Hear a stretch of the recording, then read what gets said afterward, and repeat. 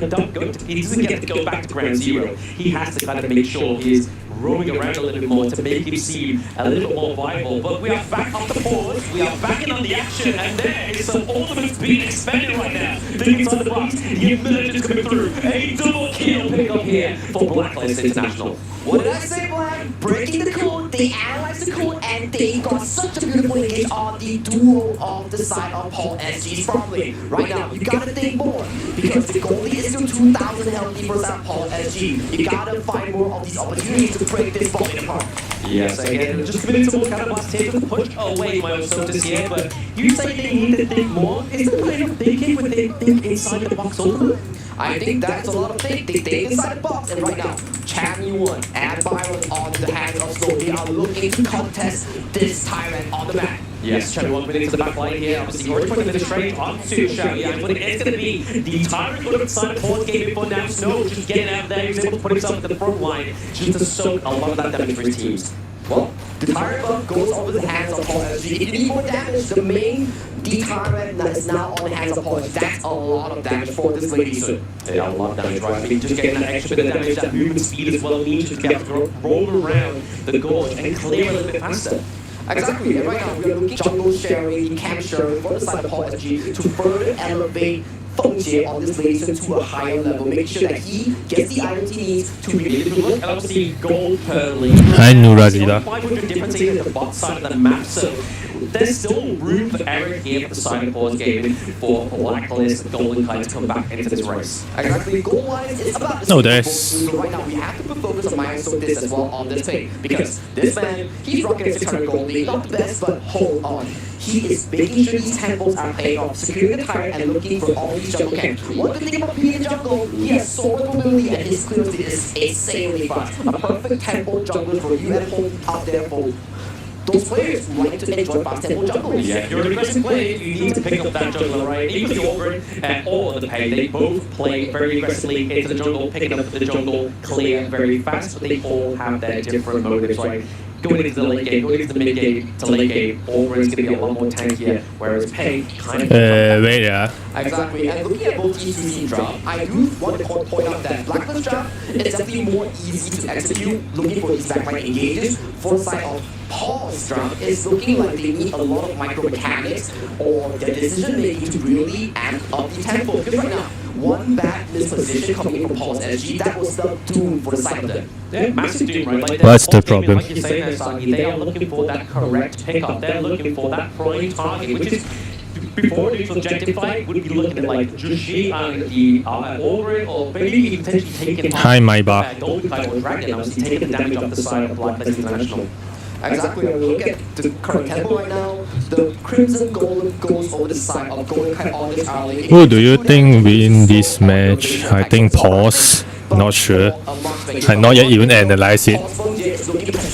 Yeah, Merge coming through, obviously Cannabis is not going to stop this T2 takedown into the bottom lane. That is Benja picking up another T2. So that's already putting a lot of pressure onto the marksman, onto the side of Blacklist International, which on an army is not the best case scenario you want to be in. I agree, right now the entire tempo is, as you mentioned, following the tempo of Paws SG. We need to find a way, if you're a Blacklist International fan, to really look into this. And look at the goal chart right now. The top two carries for that Paws is just rocking this goalie. Yeah, I mean, that's exactly where you want Pay and League to be, right? They need to be top two, especially within the overall goal chart. But if you look at top four, we've got 3 out of 4 of the side of Paws Gaming occupying that position within the goal chart. But right now, if we're looking at Blacklist International, what do they need to do to come back? Actually, I got one epic skin code not yet used. It's actually going to be exhausted there. The Annihilation is not going to annihilate anybody today, but the T1 here in the mid lane may go down, as well as the T1 trading on the side of Paws. This is what I'm talking about. One small mistake, that's going to cost you.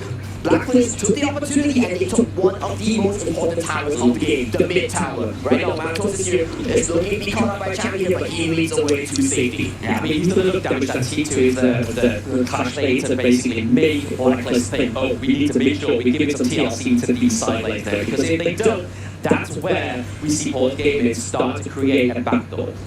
Exactly. And looking at gold chart right now, the damage chart. Chaz on the rope on the board, still the most damage here, but both teams head on strong on this Tyrant. Yeah, pretty good for the Tyrant. The result actually being conducted for the side of Blacklist. It's going to be able to create some space. It is. We see Blacklist International picking up the Tyrant from the side of Paws, but is Chaz going to go down? No, they are not Malaysia team. Golden Kite able to slip out of there. Black International, I think, is Philippines. Not sure.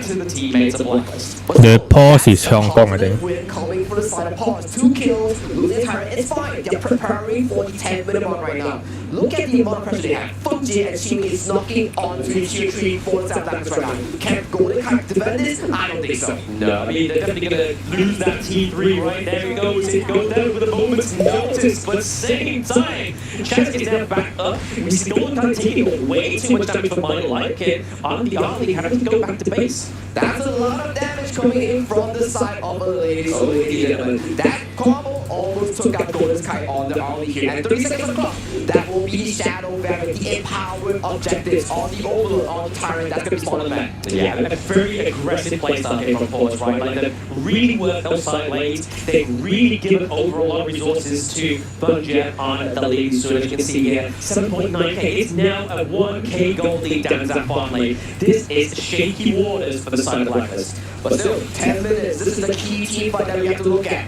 This team fight, whoever wins this will dictate the next 5 minutes tempo. You get the damage drop. You might be able to force team fight or force your enemy team to avoid you at all costs. They do need to avoid all costs here with the Shadow Tyrant and Shadow Overlord now onto the gorge. This is the 10-minute mark, right? We are getting into that mid to late game territory, which is where the lady soon already with 2 to 1 kills here onto the side of Paws Gaming is only going to get stronger. We do see a takedown of the 3 down to T1 here, so a bit of pressure onto the side of Paws into the farm lane, but we are getting a takedown onto Golden Kite. The damage is being taken off the side of Blacklist International as we see dismantled right now. Paws Gaming, they get the back door, like we said moments ago, rush it in the mid lane, farm lane.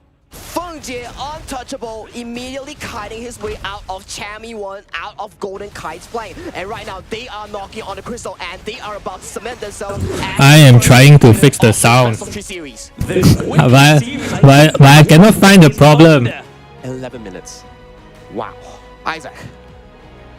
Oh, for me, I probably want to get Isaac's thoughts real quick, but for me, that was an insane game coming in. Is the vertical stream enough? Is the screen enough big? Insane team fight at the Tyrant. Well, what do we say? Tyrant does contribute to the end game towards the lead building, but yet again, that 5-4-0 trade coming in from the side of Paws SG, that was immaculate.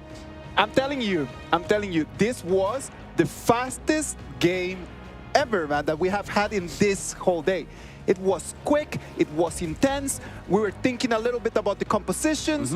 I did not believe at the beginning, but you know what? Feng Jie came in and then he told me, you gotta start believing in me, you know? It made you a believer. It was like, hey, you aren't a believer right now. We're gonna make you believe in, even with those 2 pauses as well, right? Like, they were just like, 11-minute game? Sure, why not? Let's go for it. But the aggression, we saw it into before the mid-game mark, right? They really made a great effort of creating a backdoor into that farm lane. Yes. And that's exactly what they did. They were always thinking 2 steps ahead. They were thinking 2 steps ahead, and Feng Jie and Qing Li played this phenomenal. They were always positioned in the correct position to avoid these catches coming in from Chammy and Golden Kite. Look at this last fight. Golden Kite goes in, Feng Jie immediately responds with a flash. Chammy 1 comes in, but it's all little too late. Golden Kite has already been liberated from the map, and all things, it's Chammy 1 alone. And Feng Jie, even if he drops here, the game side of Paws. Exactly that. I mean, the fact is that we obviously saw Champion 1 get into that team fight towards the end, very late, and we knew that Paws Gaming knew what they had to do to deconstruct the code that is Blacklist. They had to take that damage off of that team before they could go in onto Champions 1. It was interesting to watch in terms of Blacklist came in with a clear plan, right? Yes. Like that one you pick for sure, that Mozi pick for sure. They came in just trying to counter something in a pretty abstract way, in a completely different thought, but it was difficult for them. Feng Jie in that Lady Sun, let's talk about that. Lady Sun and Ming, high risk, high reward? Is that something that we want to toss out there for the people watching right now the stream? Well, if you're a duo queue and you want to play all these high risk, high reward, high tempo, sort of strong laning duo in the farm lane and roam, Lady Sun and Ming, Fengjie and Qingling definitely prove a point to us. With that Testing. that was just beautiful. Exactly. Even on my stream, right? Like I get my duo to be like, hey, what support do we play? They always like play that. I'm like, no. 让屏幕更大 OK On the Ming, and the damage that comes through in the early game. Is that 100% win rate that you're talking about? It's close. It's 100%. It's close. It's like 90% close to 100% or like 50% close to 100%? I'll be careful to say much. You carry me, please. You gotta carry me, man. Thank you very much. Well, you know, Lady Sun and Ming is one of those pairs that we can have right over there. Everyone at home, if you have a friend that is going online, go and give it a try. It's a super important thing to master. Any other pairs that are right over there that we want to just kind of like toss out there for the audience? I just think anything that has great damage, like naturally, say for example, like the console Yu, Lung, obviously you're not going to see that paired with the Ming within competitive, but it's going to be able to push you within ranked, especially if you have to communicate with your duo as well. But hold on, if we talk about all these marksman pick like Lady Sun, like Long, like All In, we gotta give props to a certain someone, which is Fengjie, right? He was a pretty immaculate Lady Sun in my case. I was thinking like, man, this guy was styling on the coders. He was just diving, dashing on the court, and he was doing everything he can to dish out all the DPS that he needed. He did. I mean, not only to the enemy heroes, but to those very crucial T1s, T2s, and T3s into that farm lane, because he was the actual moment that was able to create that backdoor effort. It is an important moment just for players inside of the game, just to stand up and then just to say like, okay, I want to be the person that carries the flag for our team in this game. And who carried the flag for the team in this game, man? Who else?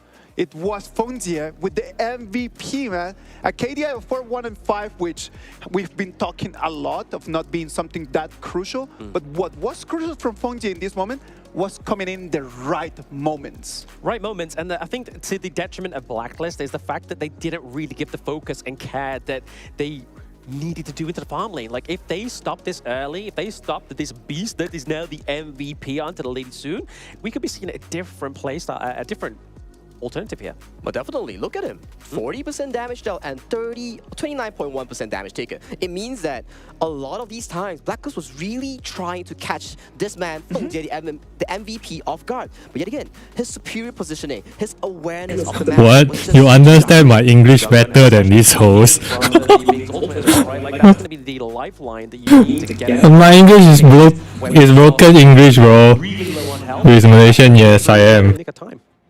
It was important for us to see. Now, let's imagine that we're going to move into the next game. Okay, we go into game 2. What does Blacklist need to do for them to keep a little bit of the hope of moving forward to the upper bracket? I mean, draft-wise, it wasn't really the problem wasn't the draft, it was the execution, right? Like, they were on a timer exactly like Paws Gaming, but Paws Gaming played to their timing perfectly. They were putting on the aggression, they were funneling all the resources into not only Jet, but also Myosotis into the jungle. So that's exactly what they needed to do to get that early win, because if they didn't finish free, like 12 minutes, it would have been a different story for Blacklist. The execution, the key playmaking, all these contribute to the victory. But yet again, we have to focus on one thing that really contributed to this mid to late game for the side of Paul SG.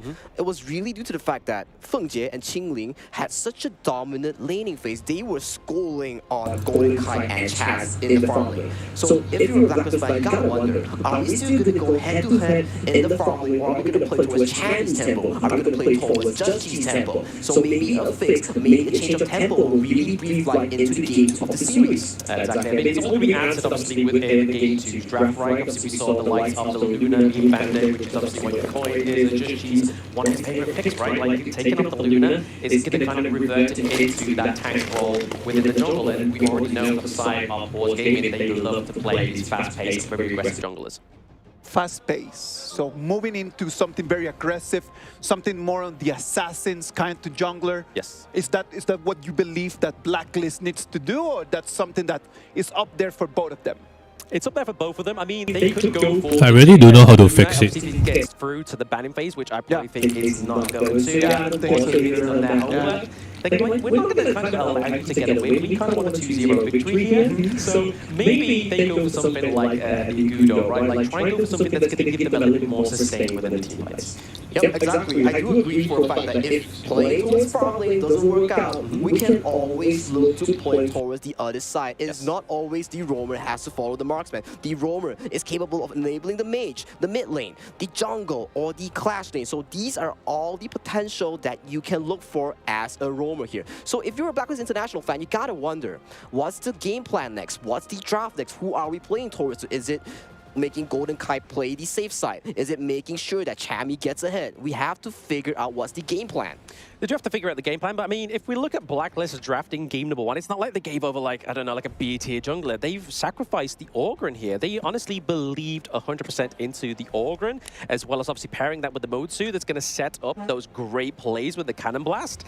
But it just didn't come through because it was just too aggressive. It was a very expensive formation, right? Because the Orgrin is already not there. They cannot use it anymore. Arlius it's cannot be used anymore. It's kind of like making Paws BP a little bit easier, I would say.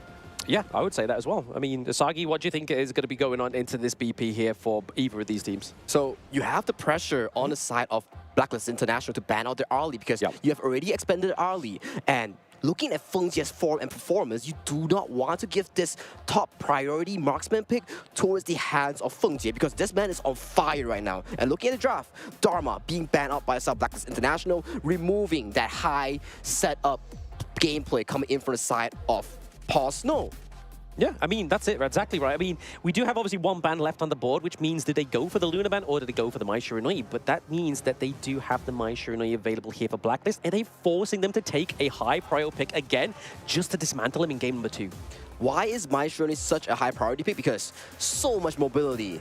With the spell one, with the passive, with the ultimate, just making sure that she gets in and out of team fight with all these big sets. If you look at Dharma, yes, he does the same job, but Mai Shiranui, she is the tempo maker. She is the engine of the team. She's capable of making sure that your side lane is in a comfortable spot. Burst damage coming in from Mai Shiranui as well, right? So you can just stumble in, just delete a player from the composition and then just immediately just stumble out. Oh, yes, exactly. I mean, what a way to shut her down as well. I mean, if one Unruly Blade isn't enough, or you get two Dolia. It's like, there you go. You get an Unruly Blade, you get an Unruly Blade, we all get an Unruly Blade into these. You can make some great engages, disengages, and obviously, as we know, Dune is a fantastic pick to soak damage. Exactly. With the passive to really ramp up these healings by attacking damage, by doing damage to even anything. You get to heal rapidly. So tanking for Dune, easy job. And coming with Dolia, definitely. And look at Blacklist International. They go for a faster tempo. Agudo and Zhangfei, they are looking to secure these early objectives. The side lane fire beat, the dimensional spread at the clash lane. So all these neutral objectives, Blacklist International is saying, hey, we are done playing the late mid-game fights. We want the early game. They want the early game. I mean, they're playing to my heart. I mean, I am an Agudo main. I love this hero so much. She's so fun to play. And the fact that you can... Most of them are from Philippines. Great CC is exactly what they're going to be needing for a great engage, right? But looking up to the side of Paws Gaming, it looks like they're going to lock into the Hino. That, I'm telling you, is the first time that we see Hino in this whole day. It's going to be the first performance in the KWC, man. Yeah. Okay, so Hino. A bit of a Easter egg. Level 15 Hino, level 15 Dolia definitely has a combo where it can freeze everybody in the Hino ultimate circle. So definitely, if we do go towards some Tempest Dragon sort of situation with Dolia from the side of Paul SG does get level 50, we might see that in action. But yet again, Hino, what is he known for? Anti-burst as well. If Mai Shiranui kicks him, if Mai Shiranui sets up the Hino, he can use the Fate Rewind, the ultimate to reset. And I am from Malaysia. So definitely, they are looking for all these alternatives to fend off this Mai Shiranui. Yes, and speaking of alternatives, obviously we're going to have Blacklist looking for an alternative into the farm lane, right? I mean, we have... I don't think got Chinese team. We have the Lady Soon as well. So really, we're probably potentially looking at something like a little bit more burst here, potentially. Maybe like the Loong, or maybe even going for something like the D-Ranger. Oh, Long and D-Ranger, definitely those two picks come in heavy as a laner. But definitely, as you mentioned, Long and Dolia, the double Infinite Vassals has been removed. And what else is being picked? The Fatigue. So far, this fatigue has been on fire. It has multiple great performances out of the last 2 series that we saw. Is it going to be the same thing today for this series? I don't know, but I'm excited to see. I'm very excited to see. I mean, it's Snow on it, right? Like, that's going up into the clash lane. We're going to have Xiao Yang onto the high note into the mid lane. So already we're going to have a lot of kind of like burst here from the party, a lot of damage. But there we go. We're having some great sort of team fight potential, like knockups here with the Charlotte. So Chami really going for that playmaking. So it is going to be looking at Chami to make these playmakers, playmaking plays with in-game number 2. Exactly. You bang the early game on Golden Kite and you let Chami be on this Charlotte. This amazing late game threat in the side lane. Yep. Once Charlotte scales towards the pure sky. Chinese team is AG and TT Global. I'm not sure Paws can handle at all. But again, we gotta put focus Got on 2 Chinese team, but not today. has been banned out for at least 4 heroes right now. Yep. What is Feng Jie gonna pick as his last pick? Is it gonna This game is Honor of Kings. What is the national language there in Malaysia? Malay. We haven't seen that yet. That is going to be a KWC debut, right? And again, these both teams are playing to my fandom. I love Manga and I love Agudo. This is the guy with the crazy teeth. The guy with the Gatling ton. We talked about the hero pool, no? Like we talked about like just showing us something different, showing us something that is going to make the audience fall in love with this whole composition. Yes. And I'm telling you that right now, Paws Gaming, they are here just to satisfy everyone in this. Exactly. Like for me, Paws bringing out the Munya that's not frequently picked in any of the regions. This is one of the picks that we want to see bloom and actually shine in this important series. I learned Chinese since I was child. Get themselves into that upper bracket within this Group B, right? So Blacklist need to come with the punches in this game number 2. We're looking at a different approach coming in from the side of Paws. They know Chami cannot scale towards the late game. It will be much of a big issue. So Qingling forcing out Chami's flash so on early at 30 seconds of the game. Very early on in the 30 seconds of the game, which is going to be obviously troublesome for the side of Blacklist. No kind of like escape. We could potentially see a gank up into the top side of the map to try and make some kind of headway with that. And the board goes right over to the side of Chami 1, securing with the spell 1. So easy setup coming in from the side of Blacklist International. So right now, I'm trying to different fix approach my coming mic. in from the side of Paws. They do not want to play towards Feng Jie. They want to cover Snow on this fatigue, making sure that he gets a smooth early game, making sure that he secures all these neutral objectives on the side of the River Sprite. I mean, he's going to need to, right? I mean, definitely the playmaking potential here for Snow onto the party is going to be something that those at home are going to be watching and potentially even be like, hey, I fancy my hand at this pick. It seems great. Is there echo now? It's my playstyle, so definitely look into the game to pick up party here. But we're already getting very aggressive fight here into the T1 territory of the side of Paws Gaming. They're not going to be able to take it down because obviously, as we see, the turret has extra shielding in the early game and it has been activated here. Myosotis given time to come down to the bot side of the map. This is what we're talking about when we talk about Agudo. You want to play these strong laning. You want to bring the Direnjie and the Agudo synergy to take down these turrets. And what are they doing? Blacklist is just making sure that Feng Jie, you're picking this late game marksman. We are not letting you farm towards late game. We want to break your tower, your safe zone, making sure that you rotate with us. Yes, exactly that. They got to try and do something here. I mean, this is the beauty of the Agudo, like you were saying there, Sagi, is that she's able to take these turrets very quickly. And right now, looking to try and get a takedown onto Chami 1 is Snow, but she's able to get out alive, able to get that health ball from the bottom of that T1 there. But a bit of a rotation here from Xiao Yan, looking to try and set up that early advantage for the side of the Clash lane. But I gotta say, Snow in this lane is doing a heck of a good job thanks to Qingling, providing so much space and time to farm towards the level 4. And right now though, a 2v2 coming to the bot side and Chaz is slowly chunked up, but he has the unbridled outburst ready to go. Yeah, he kind of took that beating at the right time, right? Like he was borderline level 4, he now has the unbridled outburst,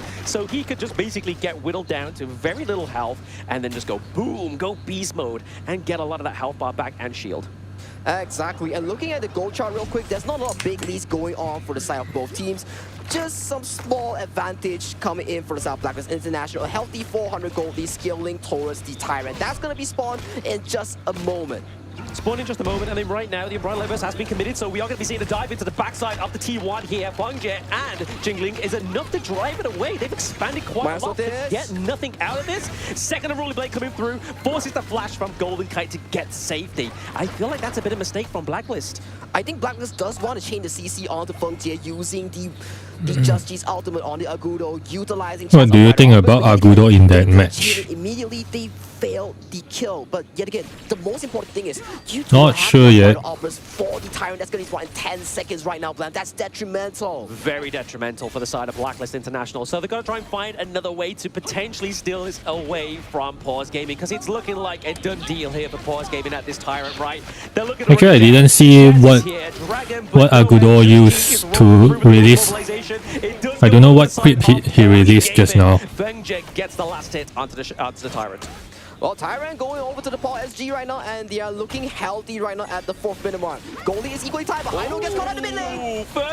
They want to do speed push using Agudo. Snow's got to make sure he does not melt here into the mid lane. We see that his ultimate has been expanded here, just trying to keep that T1 alive. Yeah, their conversation is to do a speed push. And that was it. Yeah. Yes. Hino can do phase rewind, can heal back the HP, but if you can't press the button, that's gonna be useless. It is gonna be useless if you can't press it, but there it is. The Umbrella Levers catching on to one. Just G with Golden Kite comes through, picking up the second kill here for the side of Blacklist International. Are they gonna go for the third here? Jingling looking pretty low, but we are trying to create some pressure here into the mid lane. This Blacklist International, they are warmed up and they are ready to brawl right now. With that catch onto Fengje, they got the bot tower with no issue right now. And we talked about, if you drop the Agudo, if you drop the D-Ranger, you want to make sure you are getting these towers early. Because you scale off, but yet again, you are doing such a good job as Blacklist International. You are getting the bot tower. You're making sure that Fengje doesn't have space to farm. Yeah, I mean, that's a part of it, right? Like, making sure they're learning from the mistakes of game number 1, right? Making sure they don't have space to farm into that bot side of the map, because we've seen it already been proven that Paws Gaming, given the room to breathe, they will suffocate you. Yes, they will suffocate you indeed, but right now, 2,000 gold lead healthy going to the hands for the side of the Code Breakers. Blacklist International. Right now, swapping Golden Kite on the D-Ranger towards the bot side. They want to rinse and repeat and get this Clash Chain Tower. They're trying to go for the, obviously, focus into the side lanes here. Obviously, a little bit of an MO for the love letter that Paws Gaming served to them in game number 1. But right now, I think if you have to get it into the top side of the map, Xiaoyang is trying to do everything to stop that takedown. And there we are. We see Chaz using the Umbrella burst off. They know they cannot push the mid first. They have to push the up and bottom towers first. Not having the phase rewind is gonna be a pain because he cannot be escaping from the situation. But hold on, Snow might be caught out. You can see it's hard for Paws to defend their tower. The mid lane is not a good. I know it's not a good minions cleaner. Beautiful stuff coming from the Maestro anyway. Yeah, definitely the pressure that the side of Blacklist needed, right? This is the pressure that we wanted to see in game number 1. But they have learned, they have brought the pain into the bot side of the map and bringing some more here over to Myosotis. He's had to retreat with the Unruly Blade. Right now, Fengje looking to solo the Overlord. Overlord being going to the hands of Paul SG, a consolation prize. But right now, Blacklist International, they have activated, and looking at the gold charts real quick, is looking healthy for the side of Blacklist International. Looking healthy for the side of Blacklist International, but the side of Paws are looking very sort of like neutralized in where they are within that gold bracket, right? Sort of like neutralized in where they are within that gold bracket, right? Sort of like neutralized in where they are. But Chami is having a heck of a game. Exactly. That's what we mentioned. You gotta give space to Chami, making sure that he scales toward the mid-lane stages of the game. He will be such a side lane monster, and he will be able to look for the flank. But hold on a minute though, as they are going for the fight. Yes, big obviously Wind Slash being committed there, trying to get the knock, but the Chaz wasn't enough to obviously take down the Beast. I mean, Wind Slash onto a Zhang Fei. They got Blacklist this time got strategy, an obvious strategy. Their lineup position. 2,000 gold lead healthy. Look at the gold chart right here. It is dominated by the Code Breakers for the top 4 spot. But yet again, we have to remember, Paul SG, they drafted the Mengya.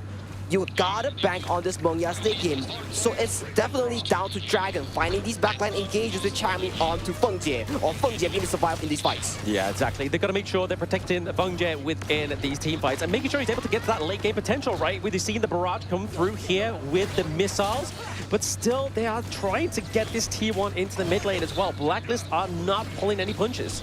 Not pulling any punches, and it's extremely difficult to get this mid tower with the presence of a Hano. As we know, these spears, the javelins coming in from Hano is just so much wave clear. And looking at a team that's losing in gold, they're so good in securing these objectives. They got the Overlord, and now they secured the Tyrant. They secured the Tyrant, but I mean, it was all thanks to obviously the Vanguard, right? We saw the Vanguard rolling through down to the farm lane.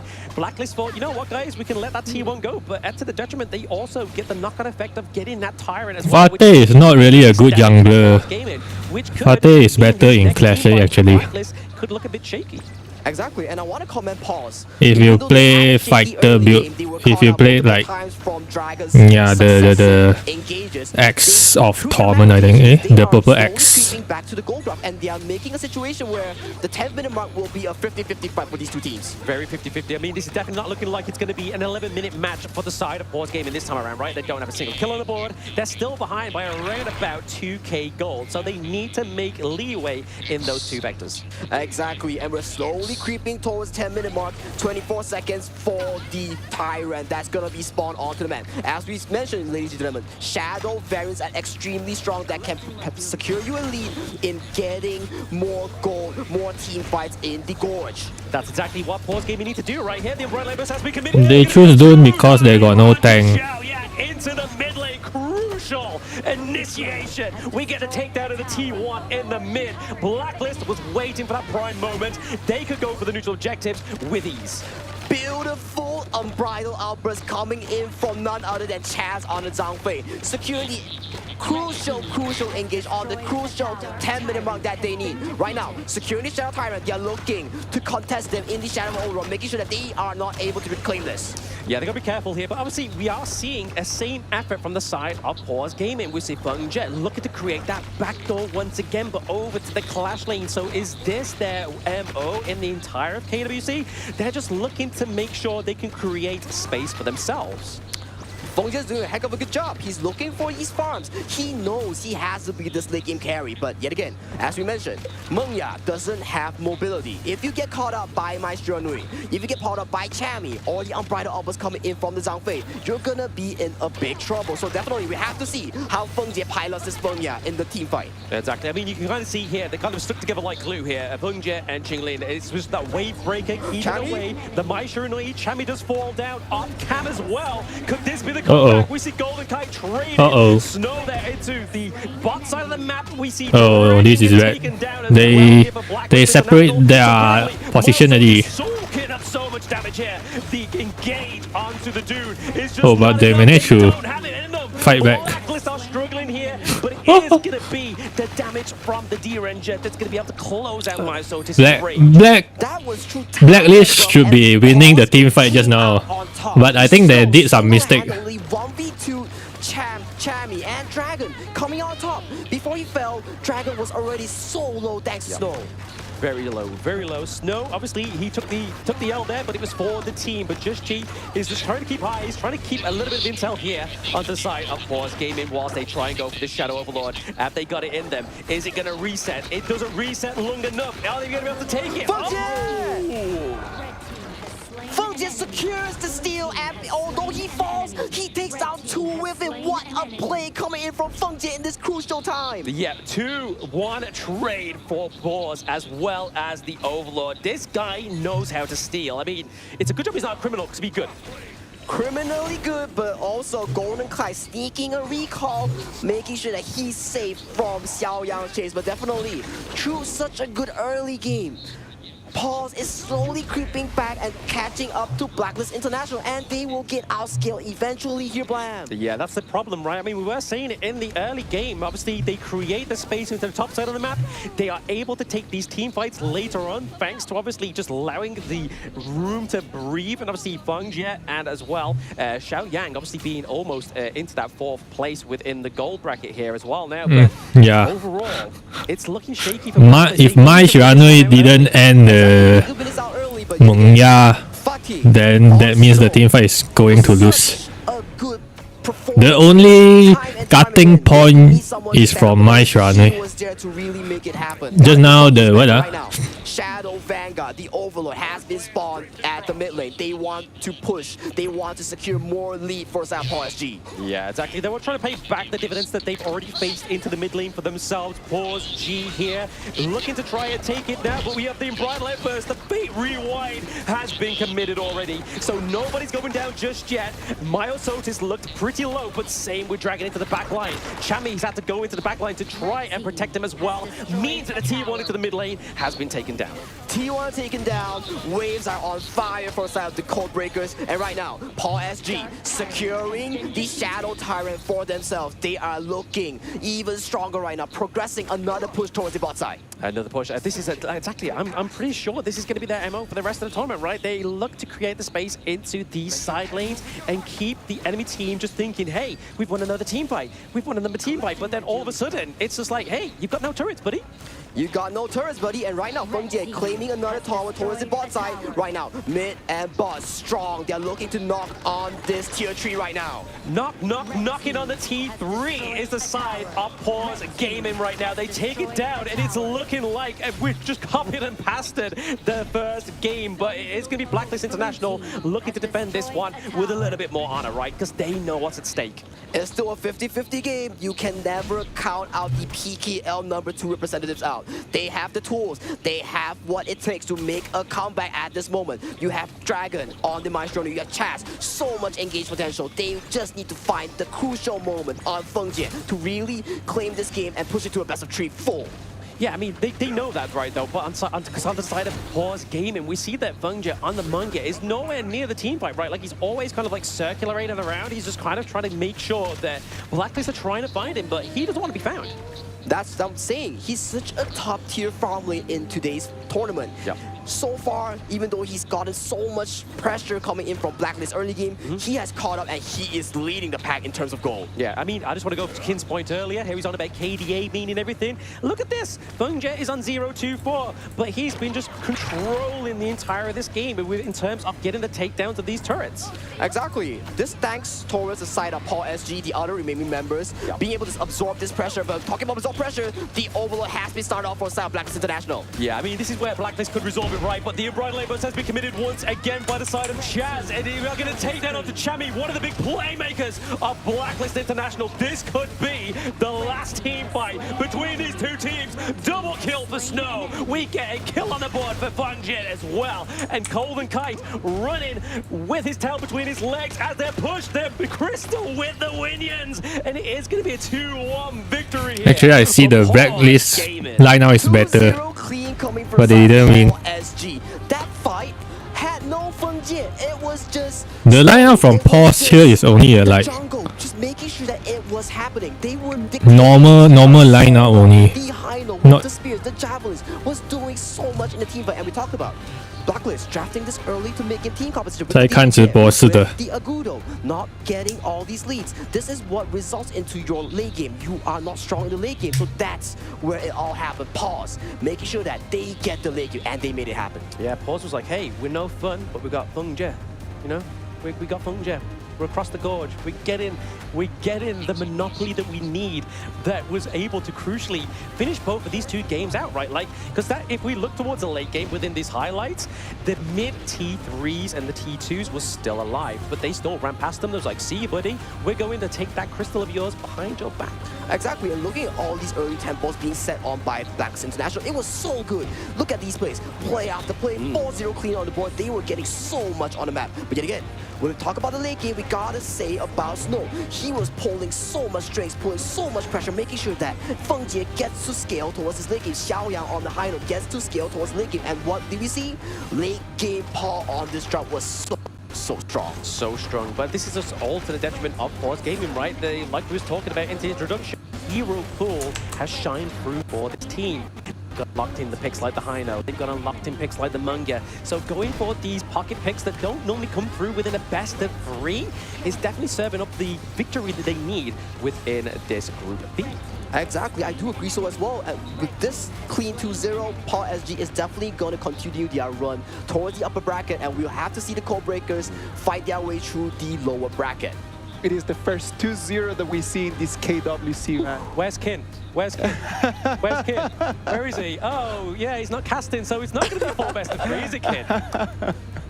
I love it. I love it. It's going to be 2-0 for Paws, man. Paws Gaming is going to take a quick victory. It does not mean that it was an easy victory. It was just fast because Blacklist, they had opportunities. They had a lot of very nice opportunities at the beginning of the game. They had a very clear understanding of what they wanted to do.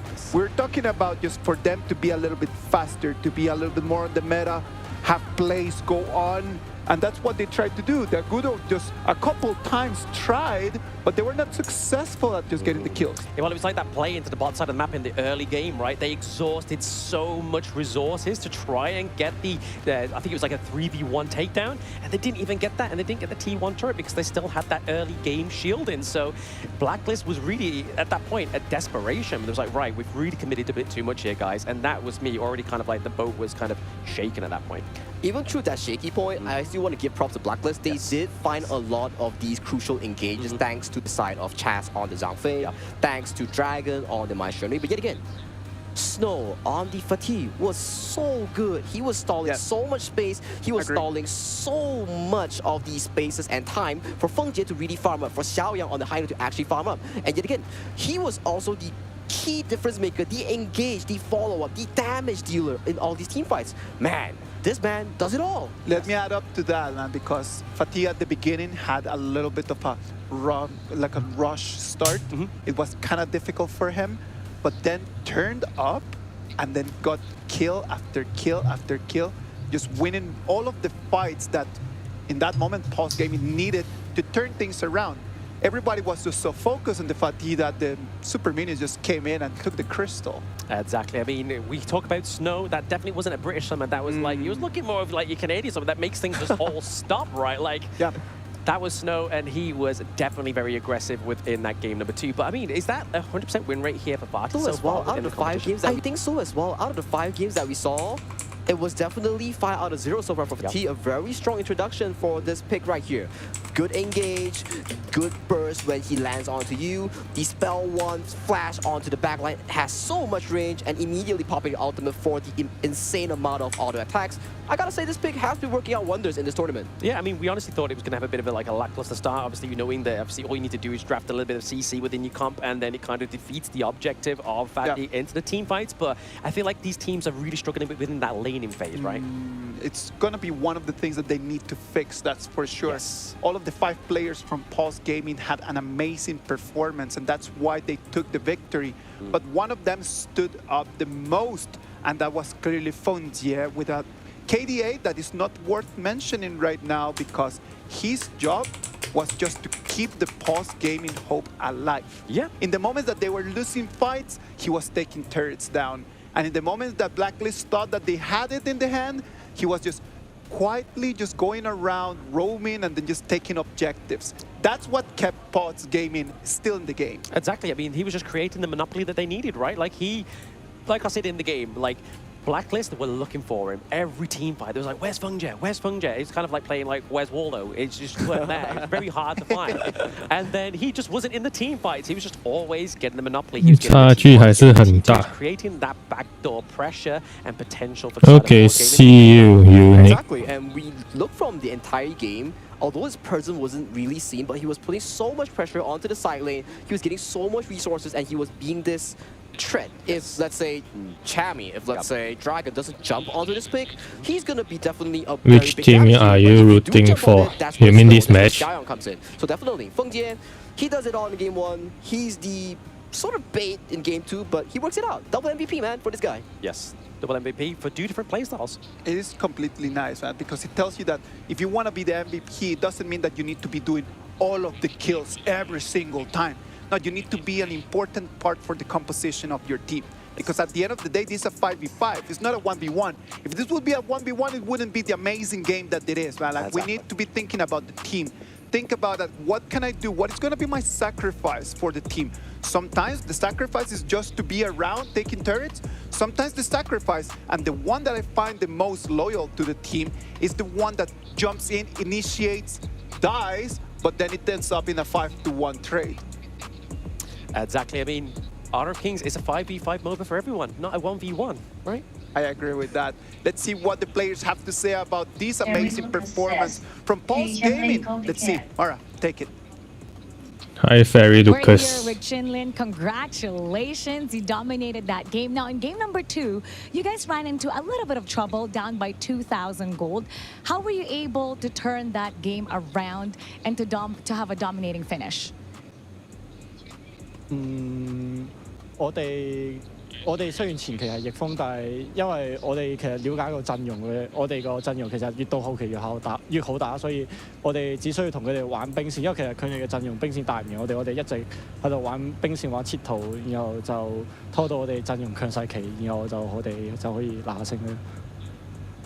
Because we are very familiar with the open the heroes and all of the pool, so we are really good at to do that. So we dominating the game. Yeah. And that was a very nice game for you. Now, up next, you're waiting for the next opponent in the upper bracket, and it's going to be between Gen and Boom Esports. If you were to break down those two teams, which team would you prefer to face? Which team would make it easier for you to make it to the playoffs? 我哋更加想遇到 Boom Esports，因為我哋覺得佢哋嘅打法其實我哋係幾克制佢嘅，因為我哋營運比佢哋好好多，然後佢哋只不過係打交隊，我哋有信心如果遇到佢哋應該可以好輕鬆拿下。咁 Gen 如果我哋唔想遇到佢，因為佢哋嘅有少少小套路，即係我哋有啲難以去應付，所以我更加希望呢場即係我哋可以遇到 Boom Esports。He said he preferred to match the Boom Esports because they said the Paws may be more good at about the fighting in the games, but they don't want to match Genji soon faster because they think Genji have more tricky on their operation in this game. So, yeah, they want to Boom. We're going to see if your wish comes true. Congratulations once again for a job well done. We're going to go back to our casters. Casters, lead the gorge. Thank you very much, Mara. That was amazing, great information. It is important just for us to start understanding when the players start choosing who they want to be facing. It is not that they're trying to face the weaker team. There are no weak teams in here. That's first things first. But then after that, they might be thinking about which team would my strategy, which team would my playing style have a little bit of an advantage. And that's what Paws Gaming is doing. We just saw like, okay, they would prefer to play against Boom Esports, right? Yep. Does that mean that they believe that Boom Esports is weaker? I don't think so. Boom Esports is a pretty decent team and they play really well. What is your take on that? Exactly. I mean, it's not only just in Honor of Kings normally where we respect, obviously, right? I mean, it's within the esports as well. Huge respect for every team because you're not going to be like, hey, guys, we just want to take the easiest team. It's like, we want to take this team because we feel like our skill set matches theirs and it would be a great fight. I completely agree on that. Well, ladies and gentlemen, 3 matches are already done. We have one last one coming right after the break. It's going to be Gen against Boom Esports. We'll see you in a minute.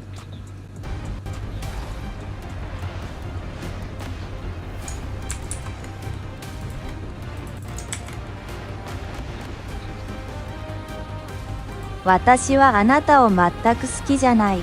Anata wa Watashi wa anata o mattaku suki janai. Anata wa sore o shitte. Watashi wa anata o mattaku suki janai. Anata wa sore o shitte ita hato.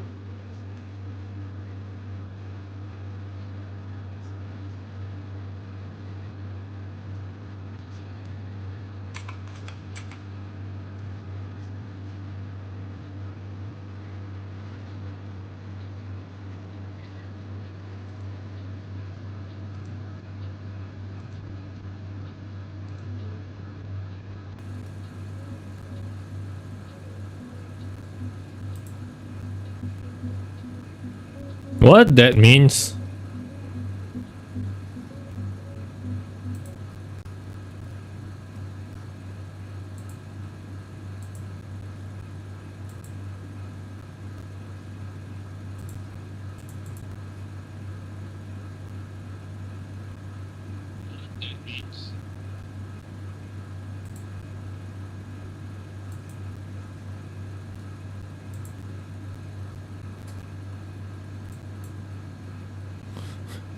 Does it mean she likes me or she don't like me?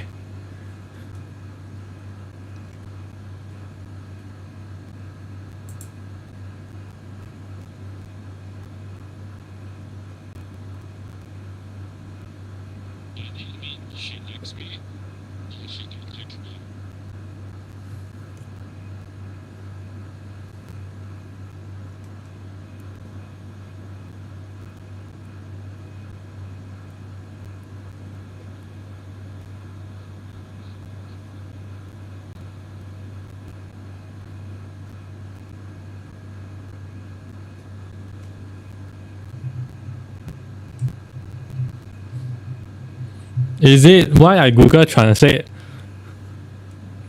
The Google Translate tells me that she don't like you. She don't like me.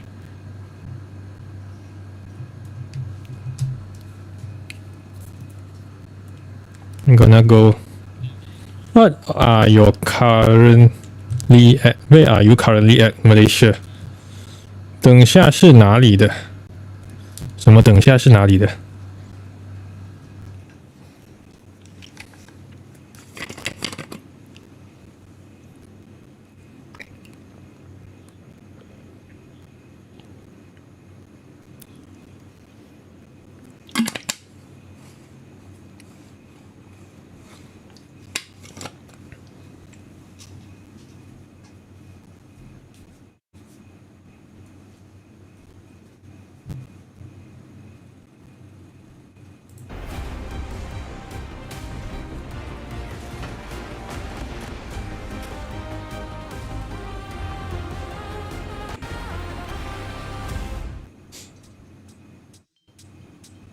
？GNG Esports against Boom Esports is going to be our last match of the day.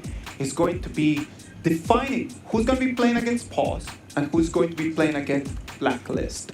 I am Isaac Peña. I'm going to be your host for today. Blam, Sagi, amazing game that we just had, but we need to move forward. We need to be looking at what is coming up. Boom Esports, one of the favorite teams right over there in Southeast Asia. I am telling you, I was checking on the chat.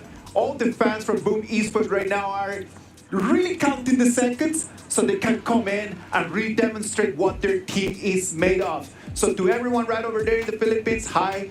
Everyone right over there, thank you very much for being online. I am hoping, really hoping that we're going to be having an amazing showdown.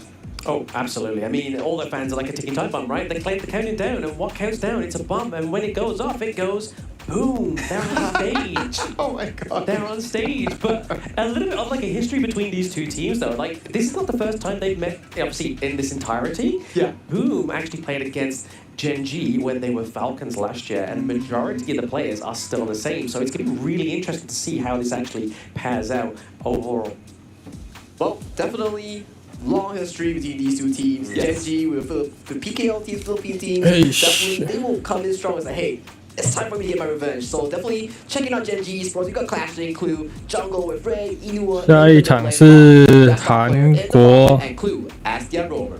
We talked about the experience that these players are bringing in, right? Like we know a lot of these names. We know 应该 that 是 some of 韩 them 国 are going to come 跟 in and they're going 菲 to 律 try 宾 their very best to try 韩 to 国 be 对菲律宾。 bring something different to the table. Yes. What do you think they're going to bring different though? I mean, with Gen G, naturally, what we've been seeing through, obviously, Season 3 Invitational and the KME, which is obviously the Kings Major East League, we see Oh, that I like- obviously, I like this Ray, shit. their jungler likes to play the I tanks, like but Gen when G he shit. can't quite go for his tank picks, 哦，不是韩国，他这个本来是韩国队，但是是 those really Albania aggressive, junglers, and then 队员都是 they change Albania the 的。 whole composition of their team. So Yes. it's one of their really unique identities that they got going for them. Well, from what you know from Gen G, what can you add on top of this? Okay, so for Genji, Why Genji got Albania mentioned just now, right, in the interview. Like he mentioned, we want to meet Boom. team not members? because Boom is more easy. It's because Genji has weird strats at core. They invest in another place already. Like I said, they love to play the tank jungle. When tank jungle doesn't work out, Rock goes into the jungle from the farm lane. He picks up the pay. Hi, But Etioma. that's not where it ends. The side lane becomes double fighters for Genji. But yet again, we have to check out their opponents as well. Do you think that they're very versatile and that's one of the advantages for them? Or do you think that that versatility actually could come and catch on them later? It might catch on them later though, but yet again, what can we not catch is definitely we have to catch Boom Esports, the Kuya, the day one of HOK in Philippines. Starting on Miggy in the Clash lane, Carl in the jungle, their FMVP, Tatsuri in the mid lane, What? Toshi, fresh back into Philippines, PKL in the farm lane, and impressive No, in thank the you. Royal. I love Boom Esports for one reason, man. Like a year ago when they came here to EWC, sadly for them, they came back home empty-handed. Yes. They came back home with no wins at all. It's been 12 months. Do you think that this is a completely different Boom Esports that could actually come and give us a big surprise? Yeah, I mean, well, Toshi had a holiday over into Indonesia, right? Like, was playing for Dominator Esports last year and got to second place in 2024. So, given over the experience over into the Indonesian team, he's now back into his home grounds. He's now back to prove himself. The Boom aren't going to be out within that 16th place. They want to get higher. Thank you, Well, Zumika. for me, Thanks for Boom joining historically the has member. performed from time and time again in Are you the going PKL to in the play Philippines, Yes later? HOK League as a very high level team. Cooking But again, MOBA when it 5v5 comes to is that? international tournaments, they still have yet to prove themselves. Today, Which team do you think will win? really show that to the Wait world. Hey, we're Boom and we're coming Should be in Boom, I strong think. and with a boom. So do you think that today's going to Yeah, be Boom will win, I think. just taking everything that they have learned from the PKL and just bringing it here to Saudi Arabia and show to us in the international stage, we are a brand new Boom Esports. Is it going to be the day? I mean, we can only hope so, and I can imagine that If Genji team members is from South Korea, I think they will win, but I mean, for me, they are it's not not. about when, right? We're at KWC, one of the biggest Should be tournaments Boom of winning. Honor of Kings. If it's not now, when is it Boom Esports? I can see everyone Please down carry there me until Epic. already getting ready for the game, and I can imagine that nerves are out there.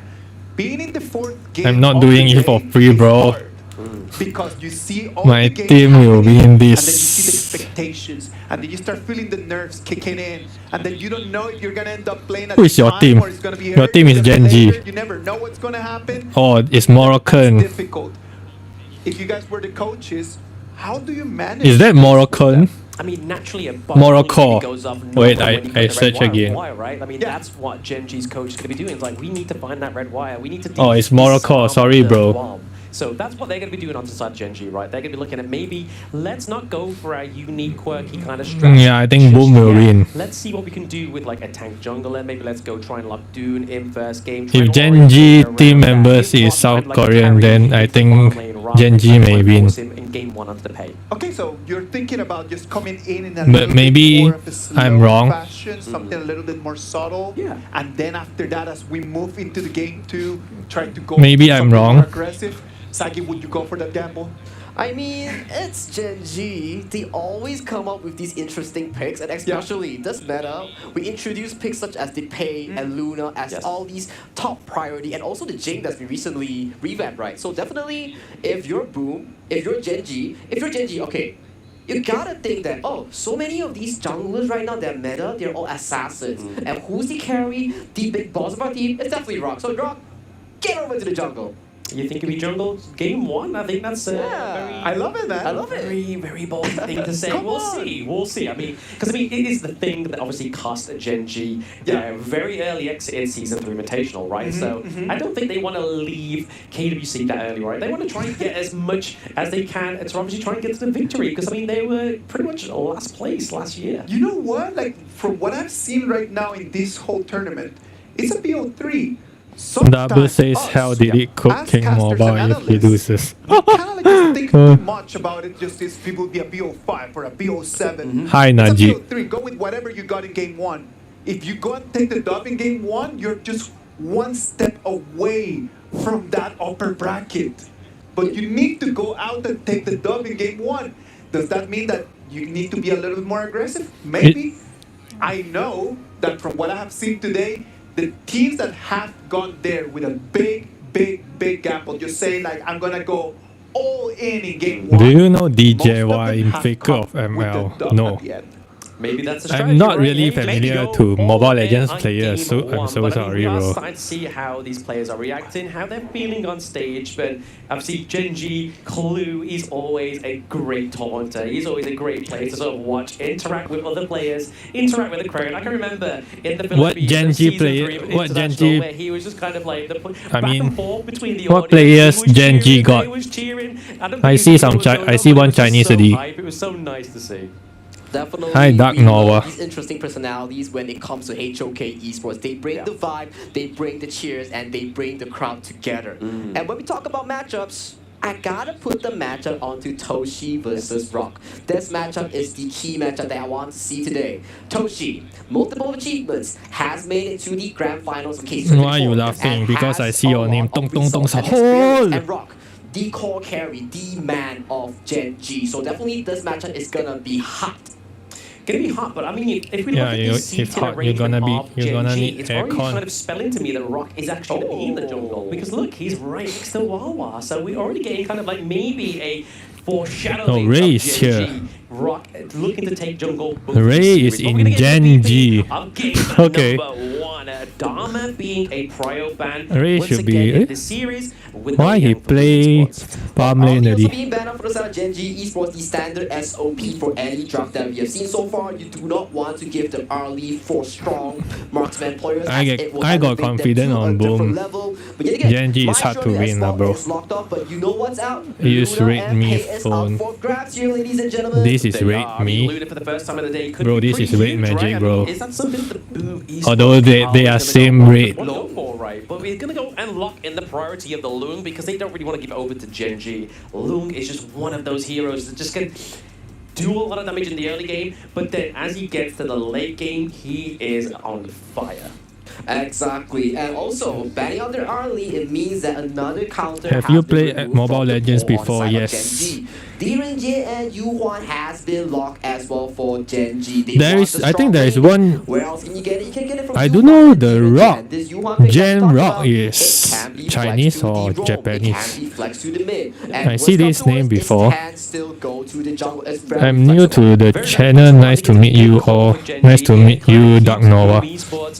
The players and the coach get Same it. thing designed for Gonna poor. go Okay. one to be banned in the second Everyone phase. using That's the- everyone using Android phone is poor. Did you mean that? But looking to bring the Pay and Byron combo for the second time today is Boom. How long does it take Well, to study all the heroes in HOK? I'm not sure. For me, I used at least 1.5 years last time. High sustain, can set up, can tank in the weak side. He does it all. The only bad thing he does is the late game. But if you give it the early to mid game, pairing up with a Pay, that's super high tempo gameplay we're talking about. Yes, exactly. I mean, if it's anything to go off of the last series as well, obviously we've had a bit of a mixed bag today. We've had games that have gone all the way to the Tempest Dragon, which is around about that 20-minute mark for those at home that play Honor of Kings. But we've been having some very quick matches as well. 11 minutes so far, pre-11 minutes, sorry, for Paws Gaming has been the fastest match. And I mean, if we're looking at a pick like this, like the Pay, you want to try and finish a game earlier as well as the Byron, right? You don't really want to be waiting and hoping that his late game pickups is going to be enough to keep him alive.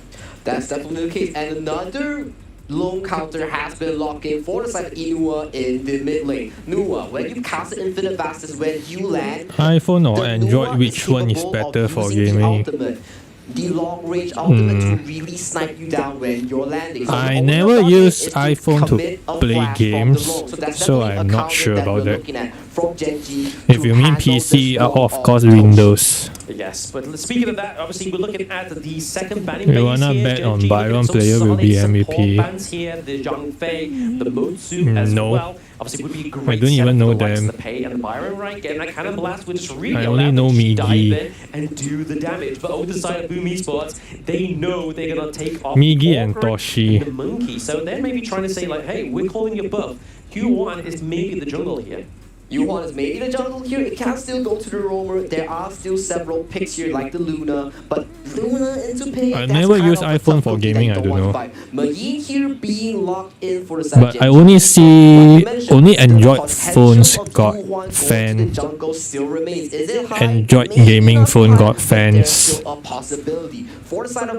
There is no fans for iPhone. Ban out from the side of Gen G here. So is it going to be the Lian Po? Is it going to be the Diadea? So what is the cost? What is the pick here coming in from Boom Esports? Yeah, they definitely need some kind of control, right? Like into the mid lane, maybe go for something like the Yixing, maybe pair it out with something like the Lady Chen as well. Obviously have that Destructive Deluge that's going to really kind of create control, also do a lot of damage here for the side of Boom Esports. How about ROG? ROG is good also. Maestro Nui has been taken off, but they're going full aggressive here, Sagi. They're going for the Kung Ming, they're going for the Lian Po. Impressive on this Lian Po is something that I love to see. 这哪里的直播？这是世界赛。 So this Kongming being locked in for Tatsuri, they are just making sure that they have a secondary carry that can back up Pei, that can back up Low, that's being piloted by Toshi and Carl, making sure that even these two, they are getting outraged by Nuwa, by the Yuan. You still have Kongming to back out the firepower with the decisive strategy. Yeah, I mean, for those obviously tuning in first time, I mean, Carl is one of the young prodigies within the Philippine scene as well, so he is one of the guys we are keeping an eye on within this tournament. But the Nutsa is going to be an interesting pick here for Genji and a debut for this hero. Exactly, we see from time to time Nutsa has the global ultimate, has the healing reduction that you can apply on the enemy here. So definitely this hero, when you land onto the backline, you get damage reduction as well. So lots of things that can be funneled to this Nutsa to be this late game monster, to apply all these damage reduction towards himself. So definitely, we gotta see who comes out on top in this game one. Interesting compositions. The coaches are gonna shake hands. They're gonna go back to their rooms, and the players are set, man. This is going to be our first game between Genji and Boom Esports. Whoever that takes the dub here is going to have the upper hand in order to make it to that lovely upper bracket. Lan, Sagi, the Gorge is ready, and I'm really hoping that you guys are going to enjoy this match because I'm certain that I will. Take it from here. Absolutely. It's going to be a banger of a match because we have at least a Boom involved. So whether it's a Boom... Ray joined this kind of tournament for a long time already, but I don't know he can win this match or not. I was like that about the lovely higher bracket of Group B. He was from the Middle East, right?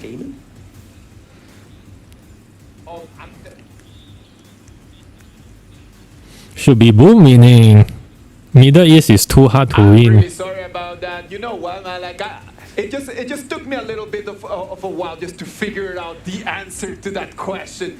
I'm telling you, man. Like, after this, if you go to Paws, like, come on, it is going to be an extra life. Go. Everybody wants to go to the upper bracket. The teams are ready. The Gorge is ready. Boys, take it from here. We'll take it from here now. Yes, absolutely. Game number one, get it out of the way for Boom Esports and Genji. Already seen a little bit of a What hero will be the counter for Lone Ali? Obviously, Tatsuri, impressive, as well as Toshi there. Just trying to get the pressure, get that first wave clear created. First wave clear being secured. 1v2 for the side of Tatsuri to make sure that he gets the priority here. And towards the jungle, Carl is looking for an invade here, but does not get it. But Tatsuri, no. Okay, Rock gets it for. Just gets it secured. All is safe. Gets it secure, that's all you're going to say, right? I mean, some people at home maybe could be confused. They're like, hey, why is Gojo on the Gorge? But this is another thing with HOK, right? We have some fantastic collabs. And obviously, JJK was one of them, and we recently just had a Bleach collab as well. So if you're into playing your favorite anime characters, Honor of Kings is definitely the team you want to be looking at going for. Exactly. Migi also piloting the Byron, almost getting caught up, but escapes well. But check out the CD heal in this gentleman battle. Gojo is Kit Kat.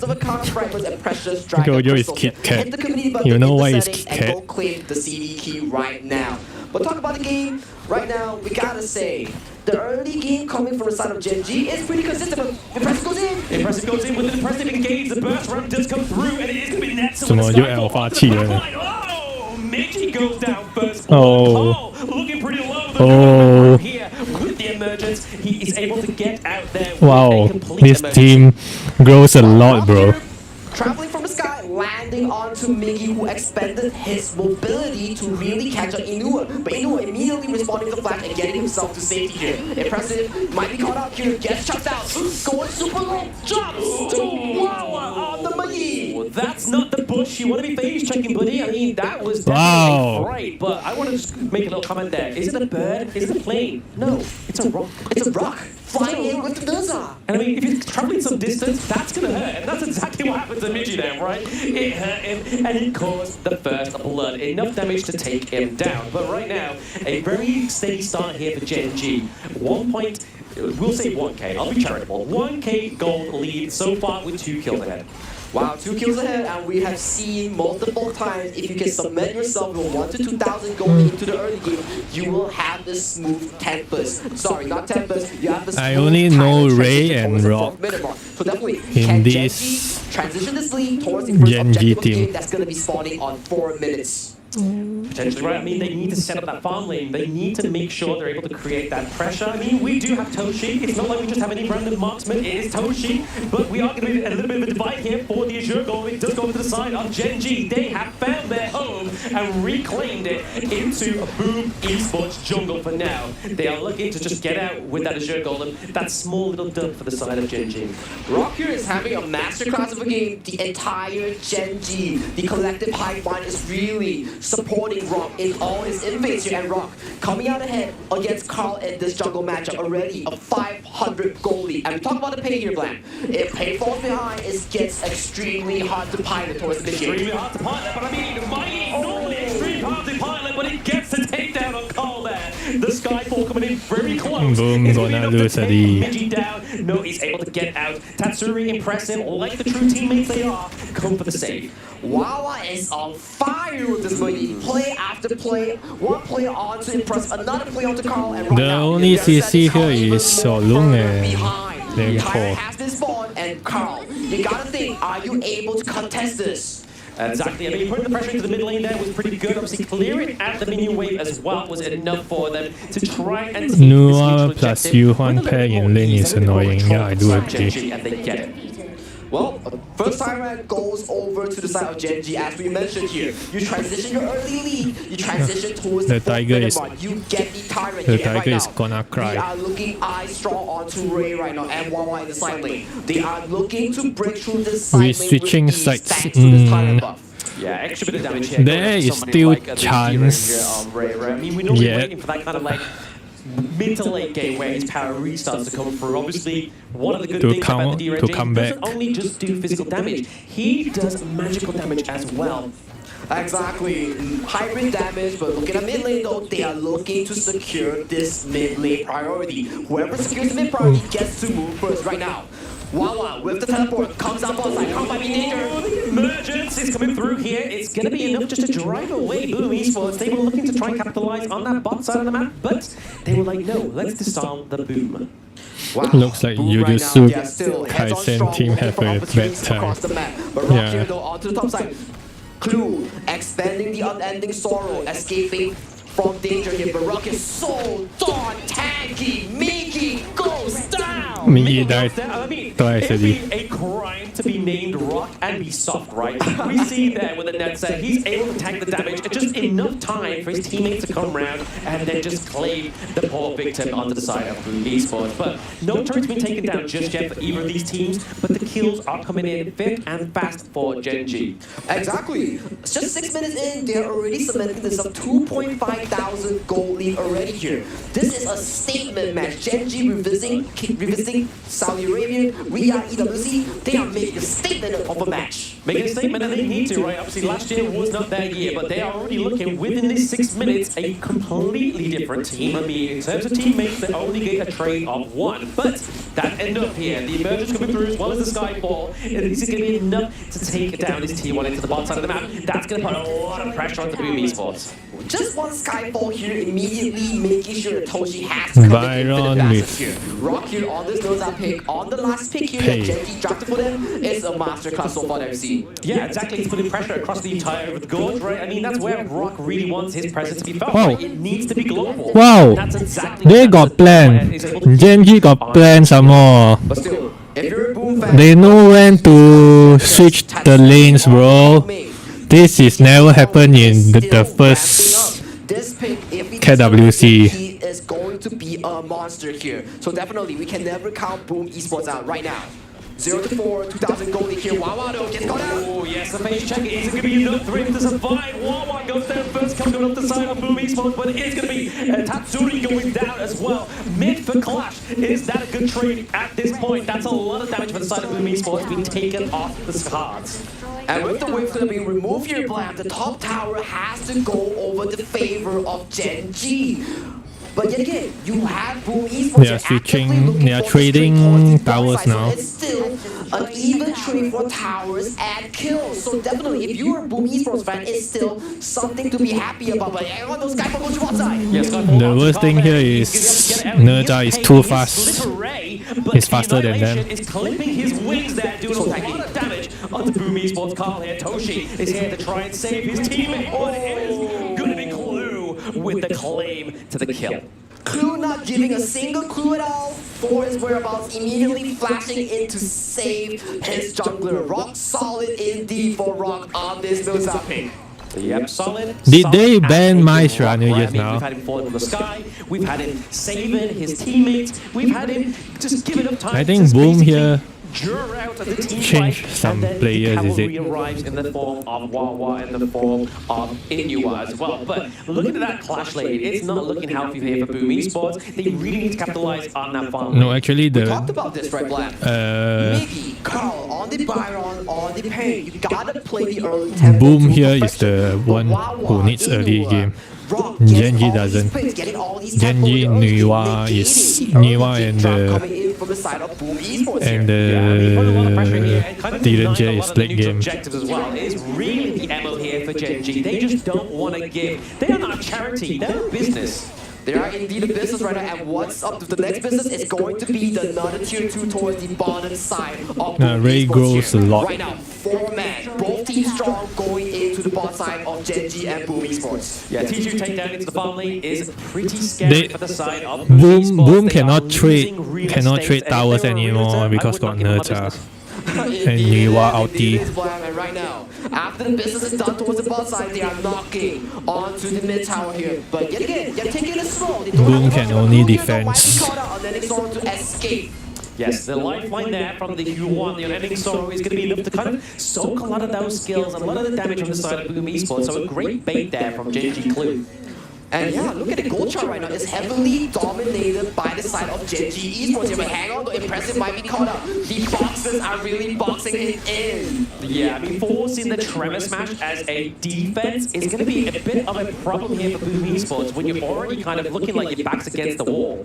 Especially, that's such a crucial engage tool that's been expanded just prior to the 10-minute mark. Yeah. Shadow Tyrant has been spawned on the map, ladies and gentlemen. Another Shadow variant, the Empowered variant that's being spawned. So, Gen G, with the lead they have 4,000 strong, securing this with no issue. Yeah, no issue. The Tyrant is going to cause a lot of issues here for Boom Esports potentially, as we see, obviously, Rock goes straight in onto Miji. Miji looking pretty low, Wawa into the backline as well, just to give over some hay. But it is going to be Clue getting the final kill over onto Miji there. So Clue on the U1 playing very aggressively as a support, creating so much area of effect, and seeing just like we saw there with Impressive. But that is a 2-0 in trade. That is impressive for the side of Gen G. Impressive indeed coming from the side of Gen G here. Rock immediately finishing up. Boom now got no turning point indeed. Shadow Tyrant immediately Skyfall dives onto Miji and Tatsuri, making sure that they are punished for even thinking about doing a trade. Yeah, I mean, look at this damage dealt, right? I mean, 53k for Rock. I mean, no one's even close, right? No one is even close. I mean, Toshi should not be taking that much damage, but he is, and it's only thanks to the Infinite Bastards that he gets the takedown on Anywhere as well. Impressive, not looking too hard. Boom gonna cry indeed. Down onto the red side of the jungle as well, but it's going to be a 3v1 here. Miji Carl are getting the last bastion to save this T2, and they're not going to do it. They're going to say, lads, take it from me. We'll keep the higher grounds though. That is an amped up tempo from the side of Gen G Esports here. Yes, they lose Inua, but they trade back impressive and they got all the outer towers, all the outer tier 2s from the side of Boom Esports. And right now, they are slowly approaching the Shadow Overlord to really look for the game ending push. Game ending push, I mean, they've got like 6k gold ahead of them as well, right? I mean, this is looking like a very healthy Gen G in game number 1. Hi, Melis. Having to be retreated on the back foot here once again into the top side of the map. But if we're looking here between these two, Netza ahead in terms of the gold resources. Wow. It's not where you want to be with your pay. Exactly, we talk time and time again. If you're They're paying, using you Nuwa are and a Yuhan violent, combo you have to a lot. secure the early lead. But from what we've seen so far, Gen G has been a masterclass in negating the pace early tempo here. And right now, they are eyes strong looking at the Shadow Overlord and they're looking to really nail the coffin of Gojo. It looks like it, right? I mean, claiming both the Shadow Gojo variant split objective into half. is very scary and very hairy here for Boom Esports. I mean, Who is there Rock again? is a wolf. There's going to be some hair on the gorge right now, whether it be singed, whether it be shed from stress, we are yet to see. But they need to pull something back, right? They need to keep these high ground turrets alive. Exactly, and look at the build coming in from the side of Ray on this DRNG. Succubus Cloak already completed.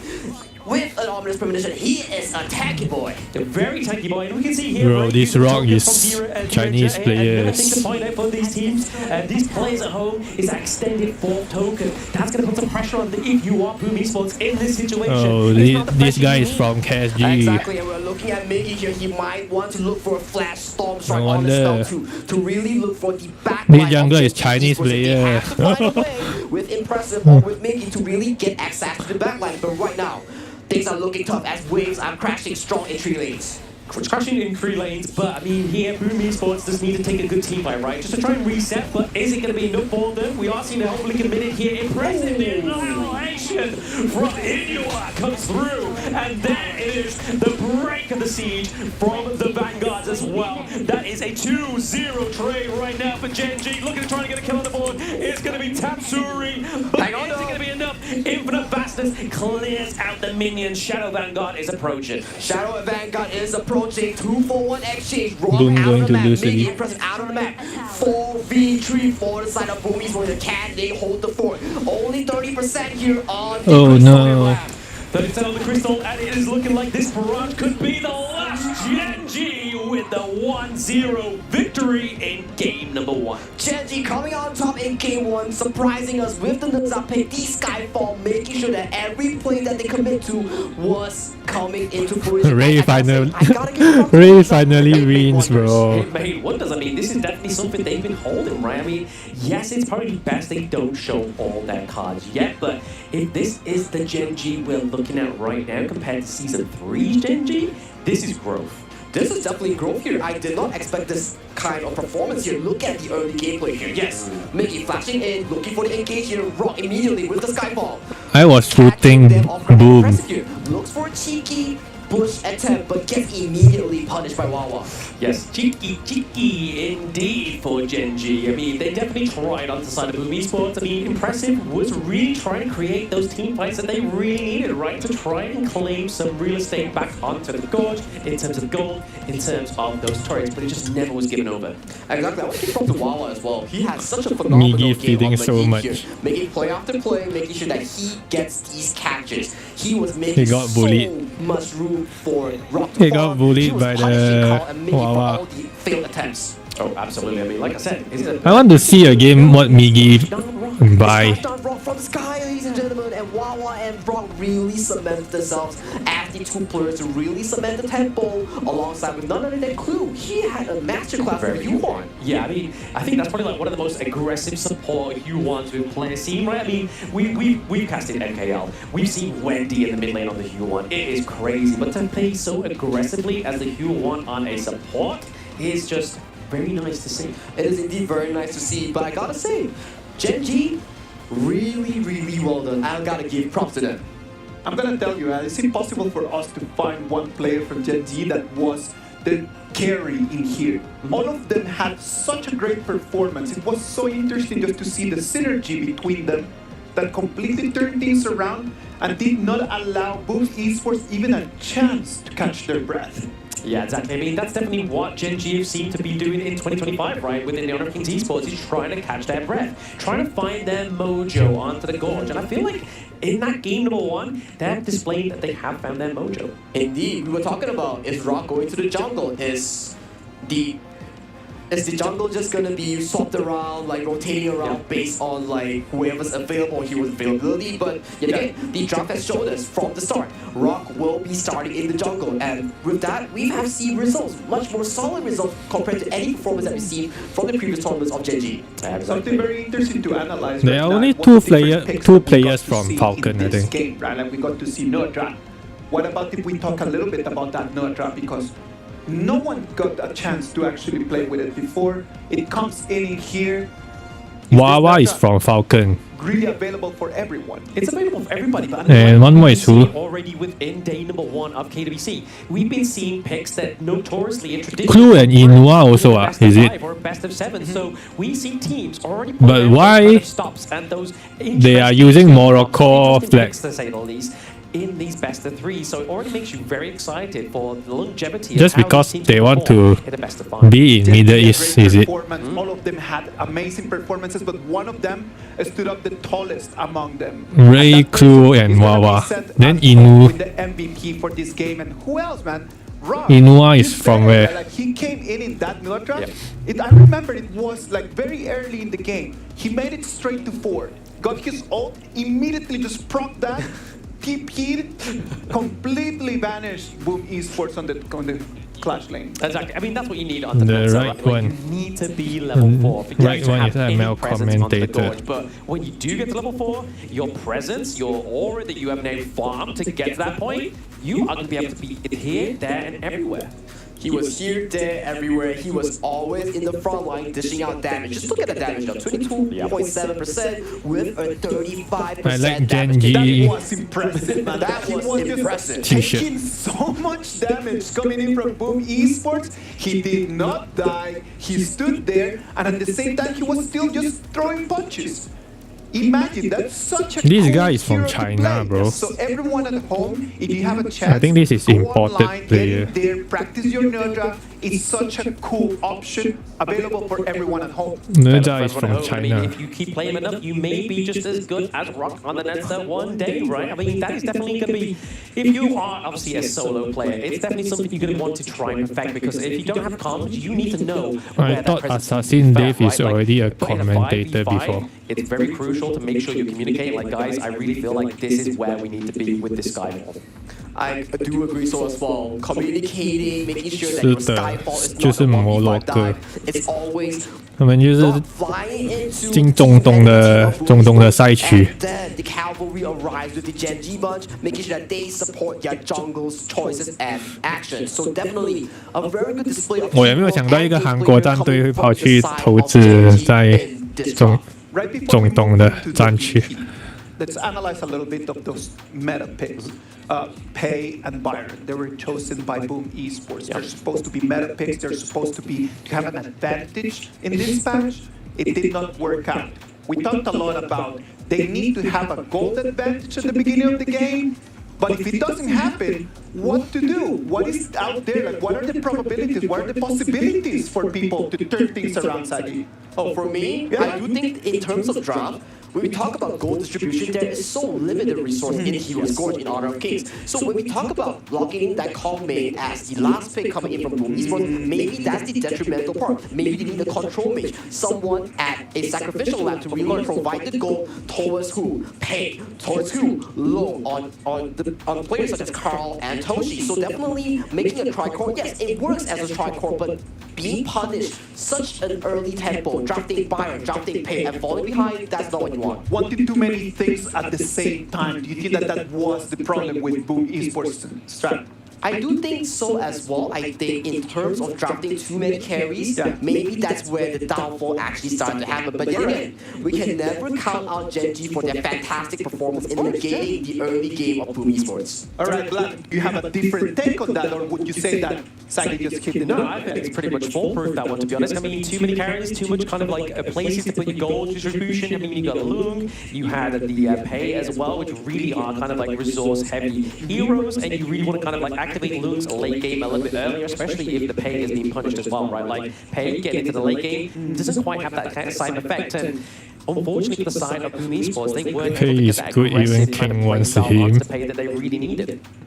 Well, on the other hand, My pay I is would no. say that it was a very difficult game for Impressive. Yes. It was just so tough. Like every single time that you wanted to just go and try to gain vision, it was just caught by 2 or 3 people, making that little post actually look pretty squishy, Yeah. which is not one of the factors that we want to have. It's not one of the easiest things to do as well either. I mean, Leopo is not a squishy hero, but of course, if you are walking into a brush where there's 3 people waiting for you, the odds are against you, buddy. I mean, I would have walked down a dark alley expecting to survive a 3v1, right? I mean, that's definitely the case, right? So Don't you definitely wanna if we be a talk pro about player or the coach? overall I'm team too old play here, for- Boom Esports, maybe I'm it's too the old first to being generation, a maybe pro it's jet lag. player. They have to accommodate that and they have to quickly tackle it and make sure that they adapt quickly because If coach, I don't think I got the experience. Any regular best of 3. You lose the series, you're straight down towards the lower bracket and you have no direct access to the playoffs. So it's a very important thing that they have to step up. If not now, it's never. I think that we need to underline that just to emphasize and make everyone at home understand why we just keep talking about that. Making it into the upper bracket not only gives you a chance to be able to make it with one more win straight to the next round. That's it. You don't have to worry about anything else. Losing the first game sends you not only to the lower bracket, then you need to win again in the lower bracket, and then you need to win one more time against the winners of the lower brackets. It is just so many more games that, again, you do not want to put that in yourself in that position. And take yourself one step further, right? You get into the last chance qualifiers, you then get to the lower part of it, and then you potentially fight one of the KPL teams in the first round of the playoffs. If I'm already down 1 kill and that's my end goal, I'm like, hey buddy, I mean, let's try for it, but it's going to be a mountain to climb for some of these teams. Exactly, and you talk about all these losses, right? It also have to factor in one thing. While the other teams that have qualified are resting, they are looking at your games while you're grinding for the last slot, the last 2 slots. You go down to the lower bracket, as mentioned by Isaac. You go down, you gotta win all the way, but you don't go to the playoffs. You still gotta battle the other last chance survivors. You have got the That only knowledge. I contributes mean, to your yourself Kana guy was winning to advance 1 to the hour playoffs. long And and at that time, you might fight a KPL team, and that was is very helpful. That one I didn't big mountain update to yet. cross over. Of course, man, it is such a beautiful format. We gotta admit it, man. Like, it's such a beautiful format. It is amazing for us just to be able to have such an interesting way of playing the game. Coach is different thing. You have to think about the lineup. And moving forward. Now, you lose. The Akana thing is only for one player. That could happen in there. It's just Allowing not basic. only us, but everyone at home, just to be able to watch a lot more of this amazing international tournament. It's not every day that we get to see all the regions of Honor Kings gathered all together, battling it out. It is for us a great opportunity to learn. Oh, very great opportunity. I mean, not just for us, I mean, the players as well, right? I mean, the differences between some of these regions really allows you to kind of like try and take it back to your own region. Like, yes, scrimming against teams in your own region is cool and all, but if you then go to an international competition and you don't know what their meta is and how their playstyle is, you're going to get hit with the half-truth. The half-truth, it's an eye-opener. It's also something like you mentioned. Something you will Expect the learn game and for progress as we go. 79 So down definitely matches, 7-9 coming down together, we matches. are witnessing more and more meta coming from Hey, top Showcase PR, not PKL, known for IKL, some MKL. player in So Rooster. it's definitely what I want to see right now. And Like year ago, Chinese Malaysia has the fast pacing. Look at that. Paws already there, right? Yep. They're just Play waiting that for catch GG off guard Esports the other new or team. Esports, whoever that makes it here. This time I think it's faces them because for one ticket. they got Chinese jungler in Gen G team. If you do not win right now, then they need to Last go time back Gen out against G Battles team is whole South International, Korean and then the players. winner They are of that special invited, bro. moves in to one big pot of winners of the lower bracket. That's not a great place to be put in. Not a great place to be put in, and I don't want to be the nightmare creator for the Philippines region, right? Like, there's a potential that Boom Esports can drop down to the lower bracket, and then No, Oh, and then we're gonna have Philippines. Then we're gonna have PKL against PKL. Leave it a little bit too early for my liking and their liking, clearly. Oh no, man, that wouldn't be cool. I'm gonna wake up cold sweats tonight thinking about that one. That wouldn't be cool indeed. So that is one of the few worries you have to take if you're a Boom Esports fan right now. Yes, Blacklist International, they have went to the World Bracket, but they still have a shot towards the last chance qualifiers. But if you're a Filipino fan, if you're a PKL fan, you gotta worry about Boom Esports right now. They have to activate, they have to adapt right now. I'm telling you, man. Also, they right play now is way more thinking about coordinated. that. Right now, the players are They getting almost ready always because manage they to just kinda control the match, being all the map. Fired up to walk I think walk into the court and Boom find their way to get got that one way to last win game. actually. They want to There start is this, some- they all want this to start, but they still need to keep prepping so they can take this. Gen G here got last a crucial game weakness for here. survival. From what I see. Kind of like the first two Like, series of the day to be the if best of threes, right? I mean, Boom we're hoping for as focus many matches as on possible. We get as aiming much farm action lane, onto the gorge. making It's been farm so lane die enjoyable early, today. And to finish this one with the 2-0, making farm lane hard to farm, cannot get goal. If they are MM, if Gen G MM cannot get goal, Boom can win. It is such an amazing place. Give us more. What about if we just take Because last time this race from jungler, Wouldn't that be nice? Wouldn't that be he nice? convert So from for the jungler to opinion MM. of us, for the viewers, and for Boom versus Gen G will be an absolute bang. Just now it's because Boom here want to invade Gen G jungler, but doesn't success. Gen G, but I've got a bone to pick with you here, Sagi. We did our prediction video. You wanted to put Gen G into the D tier. Ooh. How you feeling about that one there, buddy? Receipts, I want to hear this. Come on, go for it, Sagi. I still trust in Boom Esports here, ladies and gentlemen. From Philippines, from PKL as the first seed, they gotta prove me wrong right now. They gotta make sure that they secure this in the back here. But definitely, let's head on to the pick and bans here as Gen G Esports. Banning out the U1 and Diadia with Boom Esports responding with both of the jungle carries, locking away. That means if the Boom Luna. play for Repay from the badminton pick. like Alright, how to say I want to just highlight something. That idea right over there. Yes. Why is it whole being banned team so much aiming right for now? the And Gen G before farm it's lane. picked so much. I want There's the still people at possible home to win. have a clear idea, clear picture of why that 我已经 hero 加入你的团队， so important. 要如何跟你一起玩呢？ So, Diadia, 我有开房的时候就可以吧。 She has an innate knockback. She has super solid late. Early game towards late game. Early game, she can set up, she can steal money, she can gain money, she can provide healing. And she is so strong in the lane. And all the gold that she stole from the enemy or she heals and gets from your teammate, she can convert that towards her healing and damage in her ultimate. So she's an infinite scaling hero in the Hero Squadron Honor of Kings. It's just like the max snowball that you could have in the composition. And not only that, right, she obviously creates disruption. So for these high frame heroes, if you are trying to get a great engage, she can just use her bit of farewell to just knock you back. Okay. These tournaments don't give a tiniest chance to Luna. She always get banned. Luna got high damage right now this patch. If not, they are not banning her. Alright, but They're talking gonna about that, cry. Sagi, talk to us how difficult it is for people at home just to start learning how to play that hero. I think Is it Diadia... really My Shirane also a must ban You hero. just gotta understand the mechanics here, right? Diadia spell 1. Okay, it's a block that you throw onto your teammate and it heals them. And if you press it again, you fly towards them. Alright? Spell 2. If you land onto the enemy. It takes down for about 2 to 3 seconds, and at the very end, it does a chunk of damage, and you steal gold from them. Now, the advanced part. If both teammates nearby gets one spell 1 each, and they come together, they get a lot of healing. Same goes for your spell 2, the Bit of Farewell. If you land onto 2 team enemies, you get more gold. Oh, their coach is also from KSG. The coach is still KSG coach. No wonder the Gen G coach is from KSG. China also. Come on. Whoever that decided that hero was Hi, fuck you, Ace. 夏侯惇这赛季虽然被学，但还是很强。new 的 player 确 to this hero, watch out for your enhanced basic attack, because if you go in by accident with your enhanced basic attack into, you may be swooping into a team fight that you didn't want to be there, buddy. You going into a T1, you're taking damage. You've got to try and get out of there. Oh my gosh, that sounds horrible. That sounds like a situation I do not want to be put in.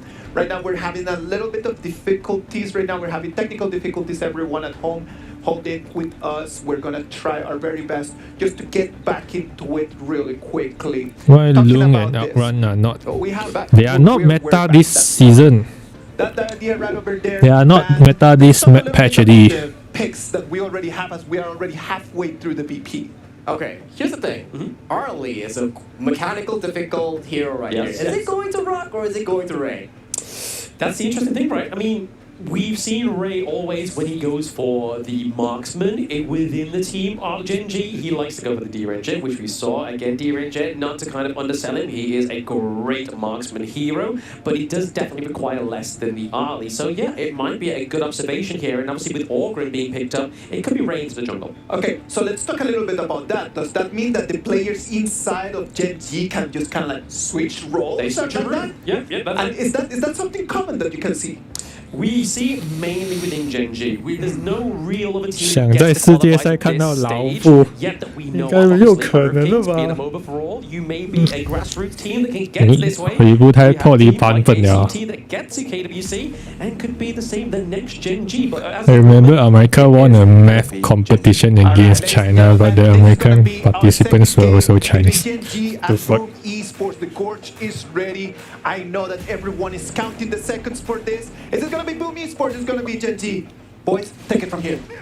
So we are getting into Boom finally get my two of Gen G and Boom Esports. And if we just look at obviously the draft, obviously we were seeing it in a little bit of a faster time. We have obviously the Dharma come through, which is Boom here. last 3 games that we've seen. Got better Here for Carl, lineup. taking a little bit more of a Both different approach trading into the jungler. Even over a bit more sustain as well. We've not only got Trading the jungler Kudo, we creeps. have the Dahlia, a lot of healing for the side of Boom Oh, Esports. okay. And speaking of Boom, we get better I thought players. why the As both side junglers Agudon trade is the not jungle taking clear. the- Here, looking for some of a disturbance the here creeps. on Brock's jungle clear here. And looking at Clue on the down fake here, does not go for the smite setup that we have been seeing frequently. Goes for the stun instead. Wants to disrupt Miggy on the engage. Wants to disrupt Tatsuri on Maestro's engage. So definitely a very smart setup here coming in from Clue. But whether he can realize it or not, Boom, it definitely from what I depends see on lah, his mechanics. the Exactly, lineup it was kind of like what we were saying for about the Boom Hino is in the previous better, series, right? Like, but he may have the ultimate, but if he can impress do the they opponent, that's a play different good? story. I don't That's know. what you really need to kind of lock into with that stun onto the Jung Fei here. But Ray into, we see a little bit of a replay here, potentially that first blood going into the pit here. We do see Inua into the Tyrant pit. Well, Inua being caught out here, and right now, top side being won over from the side of Wawa and Rock. Rock securing the dimensional sprite, and right now teleporting to the mid lane and sharing further farm with Inua. Right now, 3-man strong towards the bot side, knock up onto Ray. Knock upon to Ray, looking pretty low here. Gudo is going with the furball into the backline. Ray's actually using a parasol to get out, but it is gonna be a heck of a chase there. They get another kill onto the side of Gen G. Inua going down. The Yixing is not Yixinging right now, and we are getting another Yeah, clue. this on is the what I beast. say. Jung Fei taken down. Remember what I said about starting your engine? Remember what I said about it's now or never? This is now or never here. Gen G here weakness 0-4 is clean the start. farm 2 lane. minutes in, already securing almost 2,000 gold lead already. Yeah, I mean, this is the kind of a Gudo playstyle was really If they hoping for cannot for Aquila protect International, their right? farm We lane, really Gen needed G that here very gonna early, lose. Very aggressive takedown of those tracks, What- and we're already seeing it down to the bottom side of the map. They're trying to create a What Gen pressure G for the here side of strong Gen G down there. is Right now, at their impressive though jungler. at the tier 2 in between the tier 3 of Gen G right now. And Boom Just another engagement. can be We are aggressive getting the O'Brien only pushed away if more thanks to Boom Keeping Ray their alive mid once lane again. got Have to Mice be Runner careful or onto this Sangguan, Ollie. something else like that. Tatsuri looking at the land of no return, he gets taken down. Right with the immediate dodge on the flash engine coming from Tatsuri though, and right now they are severely punished right now. Is there an invade towards the jungle of Kao? There is no invade, but it's a consolation prize for South Genji as they recover the deficit that they suffered from the 4 kills. Recover the deficit, but I mean, we have to give appreciation of the Boom Esports, right? Like, even with that shielding onto the turrets in the early game, they managed to run it down to at least like 1/5 of health. That's the beauty of Akudo here. You go for the turrets, but hang on to the boys out. Yeah, Toshi actually being stripped away from the rest of his teammates could be troublesome, predicament for him. But it is going to be trade for the marksman here from both of these teams. Can they take out either of the jungles? Because if they can, this neutral objective is going to be easier for whoever gets taken down. But there is a lot of pressure being created here from Boom. It's a party in the farm lane as we see 9 players strong coming towards the farm lane as Wawa is safely farming on the fatigue here. Hello, Dimas with key.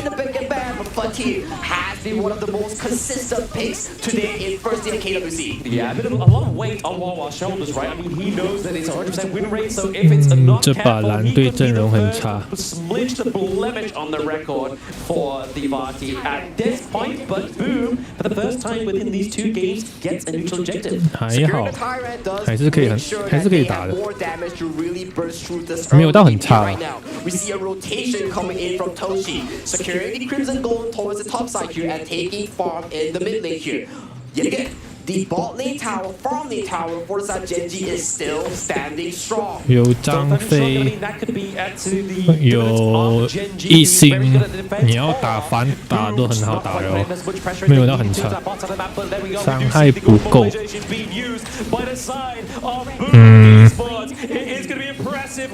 难对打手法的吧。Gets a game number 2, and we are seeing Wawa looking pretty low. Michi as well as Tatsuri all looking pretty low. So Genji licking their wounds, but can they keep this T1 intact into the mid lane? And the answer is no. The answer is no, and the most important tower in the early game, the tier 1 tower. All Boom heroes are suffering clash. Why pick Doria and Agudo? Are they concentrate in pushing tower? Okay, hold on here, Black. We gotta catch a breather here as we... Agudo is definitely for pushing tower. The Doria... Doria, I don't know why. I didn't really see the event pick just now. Coming through gets the kill for Genji. Beautiful stuff. The enlightened Mantras comes through and hits with a pow. He was definitely hyped up there. He got a 2v1 play. He was thinking like, can I get this kill off me? Nah, he's like, nah, psych. Yeah, no, we've been a bit teased there. It's like, hey, no, we're pulling him with a golden carrot. Let's see if he takes the bait. And he did. And that was Boom Esports put out top there. The Upright Labors from Blue being committed here onto Tatsuri. He's looking pretty low. Having to be forcing the Maestro into the back line is not where you want it. You want it all up in the grill of Genji. And speaking of grills, it is Rock into the back line here. Gets the kill onto Impressive. And a little bit off sustain is going to be an issue here. I really don't know why he picked claiming that 1-1 trade and takes down Rock, which could be an issue here for Genji. Well, I gotta say, a lot of fighting. Got This is what Limpo, but SG Chile is talking about. Yeah. Boom Esports, they love to fight, and right now, 6 minutes in, we already have 12 kills on the Gore tier plan. 应该是给火舞刷招。其实他给火舞没有什么好，没有什么效果，其实一点没有到很好的效果，因为火舞他是用能量，他能量不够也是用不到他的技能。Hi, Chill Stone. He has shown 2v2s and 2v1s, and right now though, engage going always to clue. Yeah, I mean they're just trying to chunk down the beast, right? I mean he's almost at the rage bar, so now he has the Unbridled Light Burst, so he's not the target you really want to be going for. I mean maybe try and bait out the Unbridled Light Burst to stop a great engage further on down the line. Could have been the issue there for Boom Esports, but they weren't able to get it out of it. Exactly, and right now 3-man strong coming from Boom Esports, look to take down the top turret. And right on the bot side, Oh, okay, he's still alive. He's able to flash out of there. Now his teammates come through. Bright Light Burst catches none, but forces Tatsuri away from Michi, keeping him and locking him down. He's taken down by Genji as well as a T1. But that's so much resources expended just for the Oh, one no, kill to make it here. The top lane tower, the tier 3, has been punished from the side of Boom Esports. They take the Boom Esports tower, but right now they're knocking onto the crystal. Are you serious here? Yeah, a bit of a pace race between both of these teams. A little bit of a defensive measure is needed here from Genji, but Clue taking too much damage here. I think the Dahlia ulti is for the Agudo first skill. Yeah, I think first skill or third skill. The first skill is better to push tower. KWC. Kingsworld champion. Boom Esports from game number 1 know that the team fights are going to be hard for them, so they have to try and get pressure elsewhere, which is why we saw such a. 你看那个朵利亚是跟着那个孙尚香还有阿古朵。 We're looking to go for the initial objectives, not quite a shadow variant. The L Bridler, but it's actually successful catching 2. A 1B Verbal, 1B Dolia, but that is not going to be enough to keep away Boom Esports. They're into the enemy jungle. Rock is on the run. Ray Wawa looking to stay here, but get base checked by Tatsuri. Yeah, they picked Dahlia because to. I think Dahlia is ulti is for the Agudo. Low for the side of Genji. For that Boom Esports, they take it, the fight they win, they take the tower. It's all about objectives, ladies and gentlemen. Sometimes you don't have to get the kills, but once you get the HP bars down, you get the turret. Yeah, again, an aggressive kind of approach here with the minion wave. They have to try and take this T3. Now, if they don't, they maybe push the game a little bit further than like it, because Agudo kind of starts to fall off in that mid to late game. But right now, we are seeing the Arlie just trying to clear out the minion waves. It's going to be enough. The critters aren't going to be enough there to allow Boom Esports to get the T3, but they get the T2 instead. Wow, that's all the turrets, out the turrets down for the side of Genji here. And right now, Tatsuri dancing in the enemy base of Genji here. Tyrant has his bottom map, but boom, they want more turrets. They want more turrets, Verbals into the thick of it, trying to get that last one there into the mid lane. The high ground turret does fall for the side of Genji, which is looking like a shaky game number 2 compared to what we just saw in game number 1, right? This is looking like they've been caught on the back foot. They are caught in the back foot right now. Genji, they need some form of engage here. Wawa or Clue finding engages onto the back line, such as Toshi, such as Tatsuri here. So right now, 10 minutes, 30 seconds here. Tyrant is the name of the game. I mean, looking at Genji here, they've got to make sure the minions are obviously crashing in there with the minions at base. But one stun was enough for Clue. He's going for the frigid charge as well. He's going to go for the... Look at Tatsuri! But Tatsuri into the backline takes down Ray. A lot of damage already been taken off the side of Genji. Inua is looking like he has to be saved here. It is the president. They have to make sure they calm around him to keep him safe. But Toshi doing a lot of damage right now.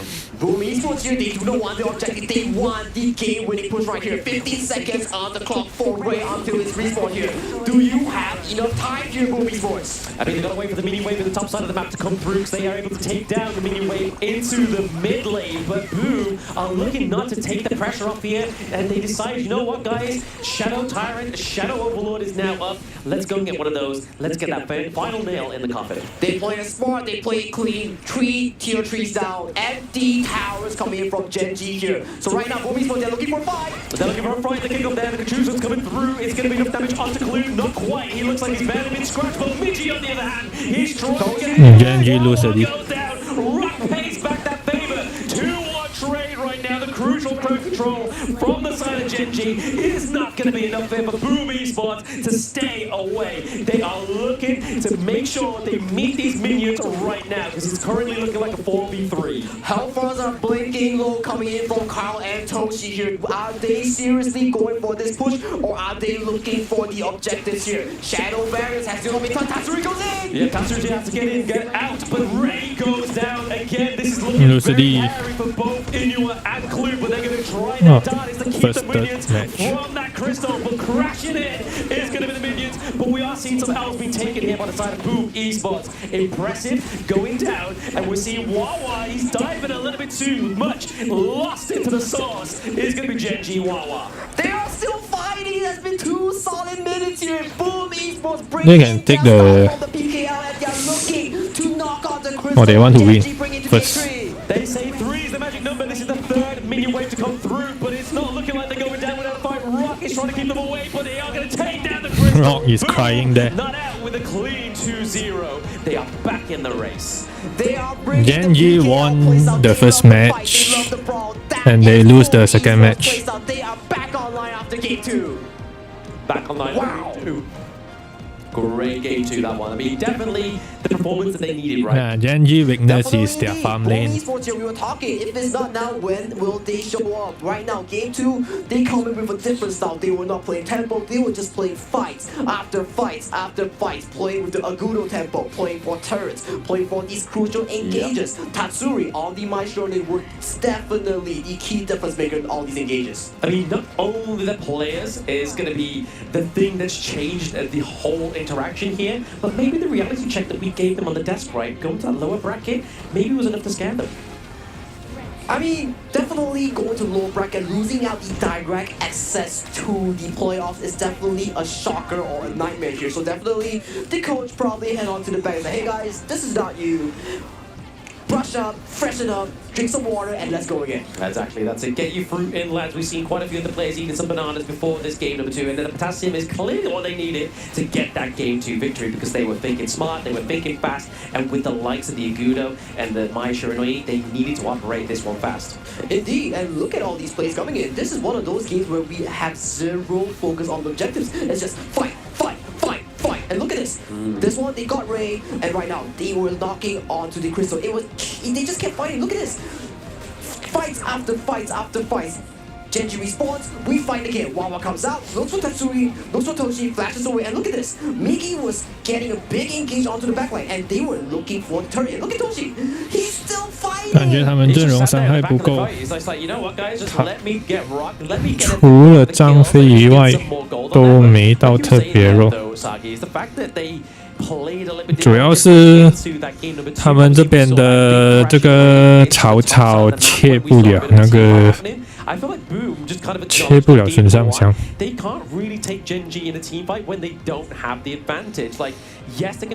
曹操切不了孙尚香就没有用了。This game just looked like rank. I loved it. I loved it. It just gave me that feeling of like, all right, I'm with my friends just at home playing a ranked game, man. Because it was just fighting after fighting after fighting, and then the super minions are here in the crystal, but we cannot actually push on the crystal. Then it's 3 ways for us to be able to finish the deal. It felt a little bit like that, and I loved it. I was totally in love with this second game, and we're gonna have to be able to play one more game. I mean, we gave them the reality check. We gave them what we wanted. We wanted a 4 best of 3. So, I mean, we've basically cosmically ordered this, I guess. Wow. Well, you were asking, Sagi, about the prediction here. Are you looking down on Genji? Right now, it's a 1-2-1 here, Flam. So I can't prove you wrong. You can't prove me wrong. They can't prove us wrong. If you drop a group there to a tier list of grade D, you mean that they're going to take a 2-0 stop, right? So we'll put you under the table for that one. We'll put you on a leash until we see you the victories of this best of 3. But no, definitely Boom Esports played a lot better in that one. In terms they knew they didn't know how to take the team fight. It was very scrappy towards the end, but they needed to play the macro a lot better, and that's exactly what they did. I'm telling you, Boom Esports had an amazing performance because again, like, it was impossible to say like who carried the team. Like nobody can say who carried the team, but one person needs to come up with the MVP. It's just how the game goes, and that MVP for this part is going to be Carl. Yeah. Isn't there any public to watch? They are just inside a white room. I am an Agudo main. I love this hero, but 519 KDA damage. I am not sure because I'm not there. That up to 23 because I mean he played Agudo, and then obviously damage taker. He did what he needed to do was soak that damage.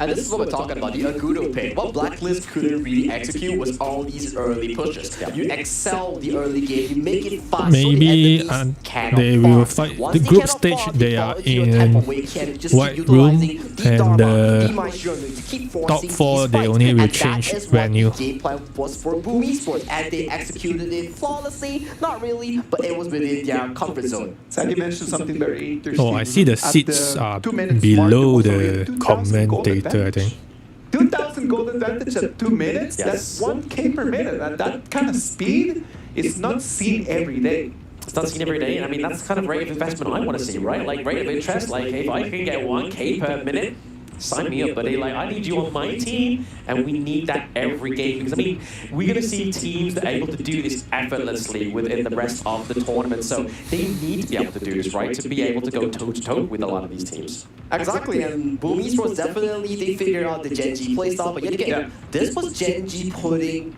Rock on a tank Ogre. It wasn't because that they put the marksman onto the jungle, they didn't swap around. Rock was once again in the jungle. He wasn't playing the carry picks like he was back in game 1. So is this another code that means that you have to put Rock in the carry? Has things changed for Gen G?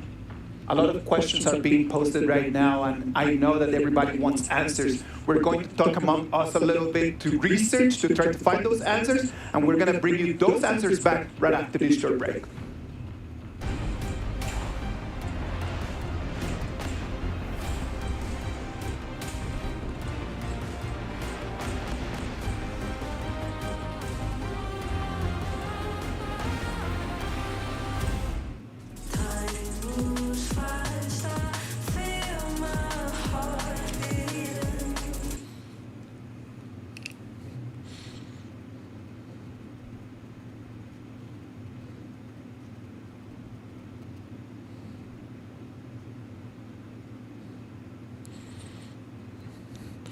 After Gen G is who?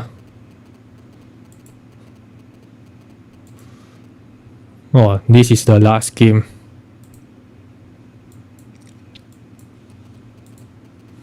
This will be the last game.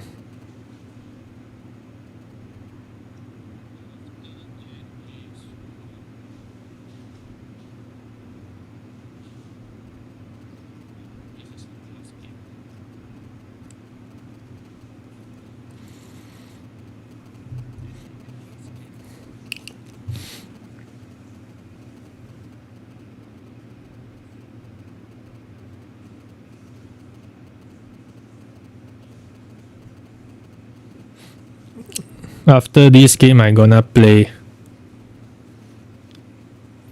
continue train my pay.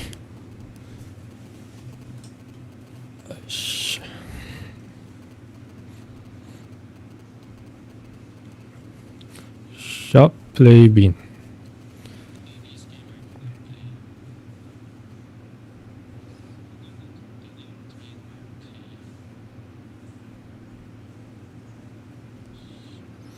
We will end the stream after watch party. I will end the stream and start another new stream and play.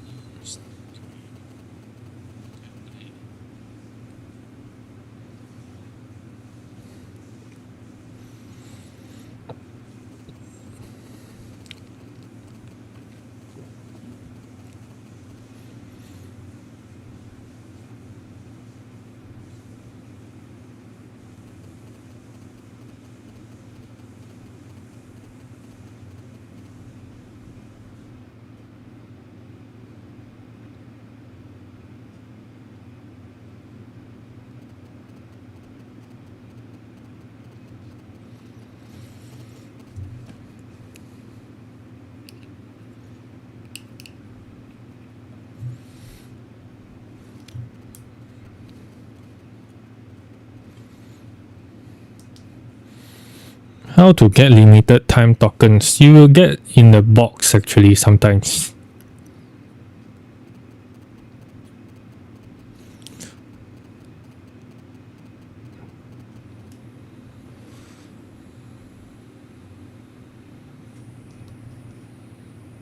Gen G, 1 victory. Boom Esports, 1 victory. We're gonna come into all or nothing. Whoever that wins the next one is going to have a smoother path to the championship, and whoever that loses it is going to just go down the rocks. A smoother path, but a smoother sleep will be definitely questionable for this team, right? I mean, knowing that they weren't able to take that 2-0 victory, I mean, if you are Gen G after such a sort of decisive game number 1, that made me kind of like shake in my sleep, you know? Well, we gotta think about it. Is it Boom Esports tackling the issue? Are they warming up? It's all these small things that contribute to such a banger of a series here. And right now, we are seeing 1-1. Not just any regular best of 3. Winner goes to their continuance of the upper bracket. Loser, they fall down to the lower bracket, and they have a big route to go for if they want to find a way to achieve their route to the playoffs here. Let's talk a little bit about the style of the game. The game was actually pretty different to what we have been seeing. We've seen a lot of games of management, trying to manage waves, trying to manage turrets. This one was a lot more about fighting. Which of these two is your favorite style?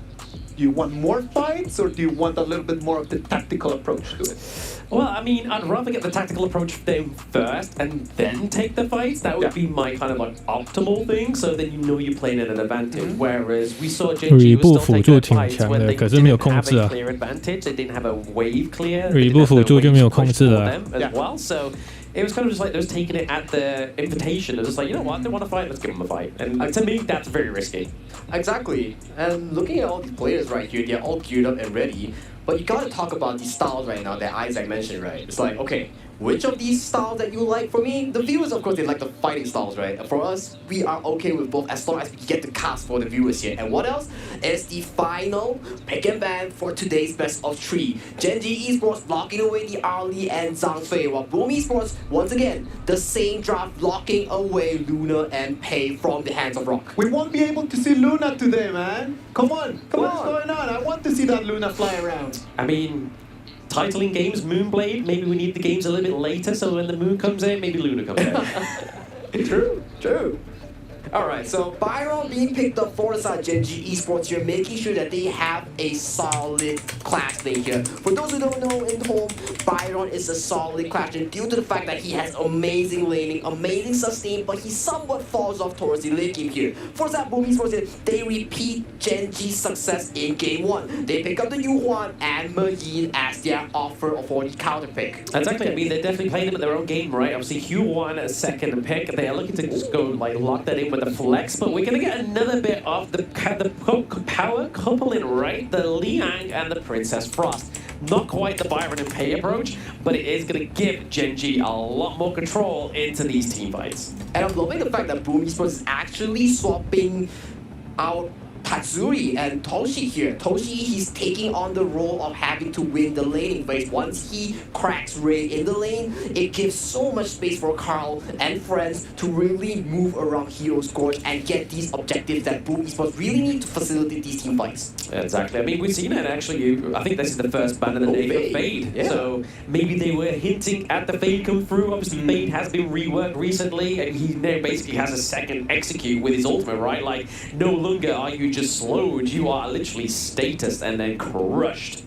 Status and crush, and what's better than that in an objective game like Honor of Kings, that can secure you multiple objectives like the Tyrant, like the Overlord, Shadow Variants, and even Tempest Striker. The crucial objectives that you need to do. But looking at Boom Esports, they definitely put heavy focus to target Bad Rock, their star player of Genji Esports. Yeah, they just wanted to take away those kind of like high-framed, very flashy heroes into the jungle, because we saw him on the Orgrin only really started to kind of like pop off towards the latter part of the game, but it was a little bit too late for Rock I want to claim that carry too. the game. So definitely taking him and kind of forcing him onto these tankier jungles is something that Boom Esports is trying to do here. Exactly, and Genji Esports as well, looking to ban out all these mages from Tatsuri, who had a beautiful game coming in from the Maestro that he had just now. So right now, mid lane pool, you still can flex the Yuhuan towards Tatsuri if it's needed here, so that's definitely a flex. So Monkey here, being locked in for the hands of Carl here, remaining the potential of Yuhuan being flexed towards the mid or the roam here for Boom Esports draft. Exactly, I mean, the good thing about the monkeys here, right, like even if Liang gets the suppression onto the monkey, he's still going to be able to soak a lot of damage. So if you try and drop both the suppression and the winters here on it, you've expanded those two big, great kind of like control that both the Princess Frost and the Liang give over to you. So again, just filling out Boom Esports, the front line the code is not here on the side of Boom Esports. Exactly. The code is not valid, bro. Once the power control is expanded, they have an access to go in, but hang on though, Jay has been locked in. I've seen this drop before, MKL love this drop. The Princess Frost and there with the Jay here, so definitely Gen G here, they are trying to repeat that success that I have seen so far. Definitely an interesting job for both teams. Yes, the Mirror Blade herself, having the Mirror Domain as well as her ultimate and recently being reworked, and obviously she can trade with her clone a little bit further than she used to. So now, Jing come out with you. Catching off Gen G's rock on this Jing. Because I mean, it's not a pick that Wawa is going to go for, right? It's definitely going to be locked onto the rock here. Rock, once again, wants to be the disrupting force for the side of Gen G. So definitely, we talk about Rock, we talk about the face of Gen G, the star player of Gen G here. So if you think about it, if your Boom Esports, your game plan is to lock him down. They have to lock him down if they want to keep their dreams of moving forward alive. Gen Z against Boom Esports, boys. Let's go into the gorge. Let's go to the gorge for the last time of the day. I mean, I feel like a little tear just fell from my eye after that. So we get into the last time we visit the gorge for the day. Obviously, we will be back with more action tomorrow, but we are going to be looking and holding in right now. Clue secured the Crimson from Rock's hands.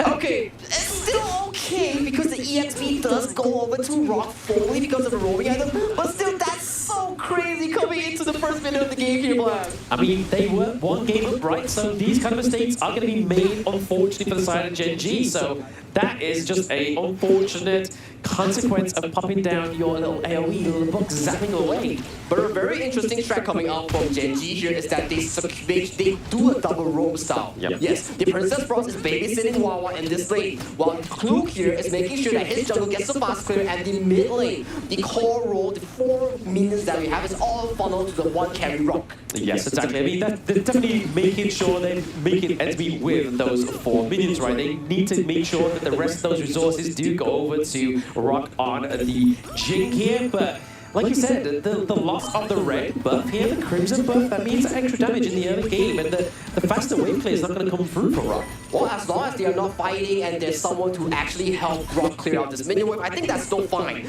Gladly, the EXP still goes over to Rock, so it's still A-okay in this situation. But hang on though, Boom Esports, they're looking for a certain attempt. They're looking for a certain attempt to try and take that Crimson Gold from them maybe next time, but Tatsuri looking pretty low there. Dream Room having to be used defensively there, trying to get him out so they don't lose Carl too early.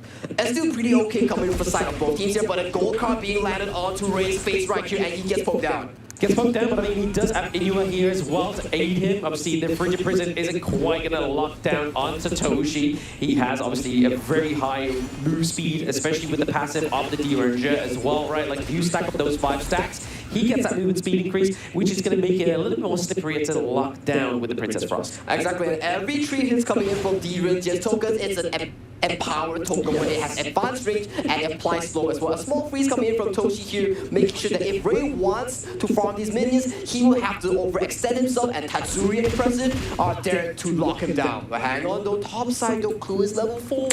Clue is level 4, he has the ultimate, so the suppression could come through, but they're looking to go for this T1, looking to try and just do a little bit of damage to it, but obviously, as you see down on the screen, it gets the shield back because it is still pre-4 minutes. But this is rare, they need to kind of set up these side lanes for the side of Gen G if they really want to try and take some really easy neutral objectives. I want to give props to Miggy here. He smelled that play miles away, and he is so disciplined in making sure he does not get caught here. And Tatsuri here notices this fact, and he's here to help. Oh, the flash to the suppression, but he gets knocked out of the suppression. Miggy now coming in with the forward from Tatsuri as well. It means that he's able to stay alive, so the flash suppression wasn't as impressive as it should be.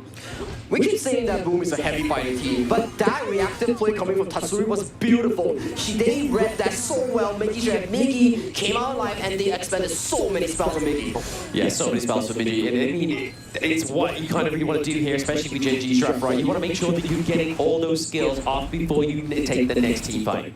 Exactly, and right now, 4 minutes, the last Shadow Tyrant at 4 minutes that's going to be spawned onto the map. Right now, both teams here, they are looking strong and wanting to contest for this objective. They're going to test for the objective, but there'll be no clear priority into the bot side of the map as well, right? Like there's 2 mini waves crashing in equally, but now we're seeing Boom is just taking it effortlessly. They're like, you know what, guys, if you're not going to go for it, we're going to take the tyrant from you. Well, free tyrant go hooked over the hands of Boom Esports here. For the Gen G, they want to maintain the farm on Rock here as he's level 9 going strong right now. Right now, for the Boom Esports, they are looking for an opportunity to really crush down these towers, unlocking Toshi, making sure that he can put these cyphers in. But hang on, the 1-1 might be caught out. Yeah, 4 minutes off, so that means that the turret's assist are going to be taken off from it as well, but he's able to keep himself alive. We do get the takedown of T1 as well. The passive for Tatsuri is not 4 minutes. We see Rock claims the burst of First blood split. for the side of Gen G. This is definitely the pacing they want to go for. Maybe not go for objectives, go for the monopoly. And that's the beautiful part about Mirror Blade, which is Jing, right? So much mobility, so much access to the backline after the revamp. That was such a clean execution here coming in from Rock. With that kill, they secured themselves. They buffed the Crimson Golden from the side of Boom Esports. That's a net positive win for Gen G. Net positive, but I mean, we did see that Toshi's able to take the T1 down to the bot side as well, so they've just basically paid a trade across the gorge, and really in terms of getting the priority into the bot side of the map is something that we're going to really want to be seeing here from Toshi, so he can kind of free himself up to go for these team fights as well as his rest of the team. And Toshi here chunking down the mid tower of Gen G here, throwing out those tokens here, slowly chipping it down here. 50-50, goalie is dead even from both sides here. Just look at the goal difference real quick. Wawa, Rock, being the solid 2 carries that holds all the goal for the side of Gen G. Yeah, exactly. That's why they want to be funneling the gold, right? I mean, we need to see it going into the league soon. We need to be seeing it going onto the Jing, and right now we are seeing that 5.3k ahead of that one. A bit of a TI going on in mid here, getting caught inside the box is Lonely Ray, and the suppression coming through. Is it going to be enough to lock down? Impressive. So that is a lot of sustain being taken off the side here of Boom Esports. And that, ladies and gentlemen, is the first rule and first lesson of marksman. Do not face check a bush if you're on a squishy carry. Exactly. You don't want to be kind of going in there and then taking your life for nothing. And there it is again. Oh, having to expend the flash to get out, but it is going to be Tatsuri falling down to Rock once more. Oh, looking very Okay. trying to do the dream roll out, but he was like, no, you're in my domain, and I will take you His down. ulti was stuck just now, actually. Jing ulti was stuck just now. If the ulti is better, he can kill more, I think. Rock is pulling a masterclass of a Jing in this cruel show game that decides their fate towards playoff. I mean, just look at the banning draft, right? I mean, they banned out a lot of the assassin junglers. I mean, they The ultimate angle a bit really forgot bad Jing, just now. which is a little bit of a problem there, but I mean, they do lock in here with some control. Ray going down once more. We see Kalu going down, so already not going to be able to set up those team fights that we've seen from Gen G so far in game number 3, and it is going to be a place to breathe for Boom Esports. May the player of Boom Esports with the money secures a double kill, breathing more life into their team composition. Looking at the damage down, Rock definitely is at the peak of the damage down with that 27,000 damage right here. And right now, if you're a Boom Esports fan, once again, your team composition does not scale towards the late game. You gotta find a way to break through this early to mid stage. You gotta win the 10-minute Shadow Tyrant fight. You've got to win that one, and then obviously your expiry date is no much further away from that, right? But they're just trying to catch a Rock here, but he goes straight in onto Toshi. Takes down the damage of the duration. Wow. Tatsuri's on the right. He was giving the fake vision, bro, and Into the mid lane is Ray. fake vision plus fake trick. I mean, tricking them, Good trade for Boo if they're able to get that. tricking them that he wants to go to another position and change position, bro. Lady Soon is speeding 3 because I already said Gen G here weakness is farm lane. Going down too early within the team fights, especially if you kind of playing on the back. I think because of Rock become their jungler, Ray have no choice, have to change role to farm lane. That's why. To help themselves and try and contest this Crimson Golem for Rock. He does use it as a bait. He uses the mirror to be into the back line. Chunking a lot of damage onto Midgie. He goes down. Impressive. Not looking too hot in terms of that health bar, but that is the pickups they need because there is no pickup potential here for the side of Boom Esports. This is one of those key moments. Jing is fat now. You love to fight, but you have to understand that some fights you cannot be taking here. With all these fights that's happening, just look at the gold chart on Rock right now. He's 9,000 gold. 9 minutes, that's 1,000 gold per minute we're talking about here, Blam. Yeah, we're seeing a familiar kind of tradition, right? I mean, that 1k gold per minute has been the story of this best of 3. But right now, Boom are definitely behind by around about 3k in total. So they've got to try and make ends meet, right? They've got to try and find some way to get in. And what is that way in?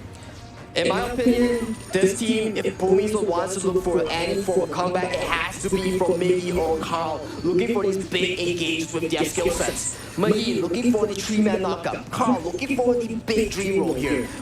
If you're a Boom Esports fan, that's definitely the only way they have back to this game. For Genji, Rock is doing us a masterclass with all these engagements and you have the insurance here. Ray is just farming even though it's 0 and 2 on the scoreboard. Yeah, I think that's where Boom Esports is kind of faulting here, is the fact that they're not taking the engages on their own terms. It's actually Genji that are forcing the engages, but right now, could be a change of story here. Clue actually is able to flash out of the world is my board, used mainly for a zone and kind of got Boom retreated, but is this the golden carrot here for the side of Boom Esports to bring in Genji? Wow, that's a 4,000 goalie with a Shadow Tyrant here for the side of Genji. And it goes in. The golden carrot is more than likely going to be that monkey, so Carl going down, so front line does not exist here for Boom Esports. That is going to be a 2-1 trade. Toshi going down, so a lot of damage already been taken off the side of Boom once again. Top side, not looking too hot. Not looking too hot indeed. And once again, it's another fight at this Crimson Golem. How many times does it take for you to learn a lesson here? Because Boom Esports is getting severely punished for how they love to fight in these team competitions. They want to fight their way to success, but right now, Genji is pulling so many good team fights and engage with their team competition. So many good team fights, and obviously they had the early game lead as well, right, into the lanes. Like, we only really see for the side of Boom Esports that they're able to get that farm lane knocked down to the T2, very much half health. But other than that, there is no pressure being put onto the side of Genji, and that's where I feel like Boom is lacking. So that's what they need to do, I feel like, to get back into this game number 3. Exactly, and Siegebreaker already complete by Jing, the highest physical damage item in honor of Kings here. Once the enemy falls down below a certain percentage mark, you do extra damage to them. A very strong fighter and assassin item right now being completed by Jing. So right now, if Rock so happens to touch Tatsuri, Tatsuri will explode like a bubble. Yeah, I mean, we're talking about obviously Rock at this moment in terms of itemization. She has just built the Starbreaker as well. We see Rock is now 6 slotted in his itemization. He is going to be able to shred any member of Boom Esports if he's not contested. Man, 8,000 goalie for the side of Genji right now, and they're knocking onto the Shadow Overlord and Vanguard right now. Ray secures in 3 waves, goes strong for the side of Genji here. Genji with the minion wave. Yep, Genji with the minion waves in 2 lanes for now. Are they able to get a higher ground turret at this point, or just looking to keep Boom locked and restricted into their base? Seems like the case, right? I mean, Rock is like, hey, you can't have your jungle, I'm going to take it from you. I'm going to take it from you, and right now they're slowly progressing towards the end stage of the game right now. 12 minutes, 30 seconds on the clock. The Overlord Vanguard has been spawned towards the mid lane here. The final 2 tier 3s for the side of Boom Esports. Yeah, I think if Boom can hold this up, then there's a chance they can come back, right? But right now, it's not looking too hot for them. Rock already taken a lot of damage from Carl. He's already down to half health, able to gain a little bit more health from the Hue 1. So impressive. Being a great teammate, giving over some healing to the side of Boom Esports. And right now, 1 more tier 2 goes down. The Overlord marches towards the crystal here. Impressive. The crucial point is that Boom, yes, impressive. Does get the CC. The Dream Roll comes through, but it gets met with the suppression. Tatsuri Never mind. goes down. Impressive is going down next. Rock finally gets taken down, but it's a little bit too late for Boom. Boom losing point is at the 3 versus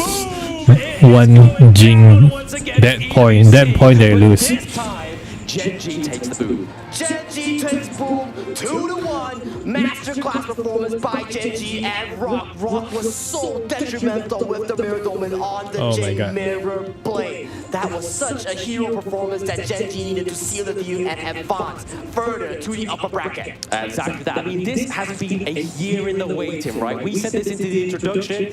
These players are not strangers. They played each other at last year's EWC, but it was a different tale. Boom Esports knocked out Falcons, which was previously Genji. Genji coming back with this 2-1 victory to go into the top of the bracket to meet Paws Gaming, whereas Boom go down to take their second seed from PKL.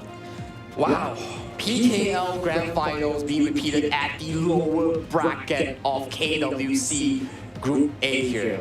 Yes. What a storyline that we'll be having for the next upcoming few days for Group A here, Black. I know, I mean, it seems like we'll be having a bit of a repeat of finals, right? I mean, today we had the CHOP finals repeat, and then some down the line we're going to get the PKL finals repeat. But it's going to be best of 3. Man, just look at all these plays here, Black. Exactly like CHOP finals, but look at Rock.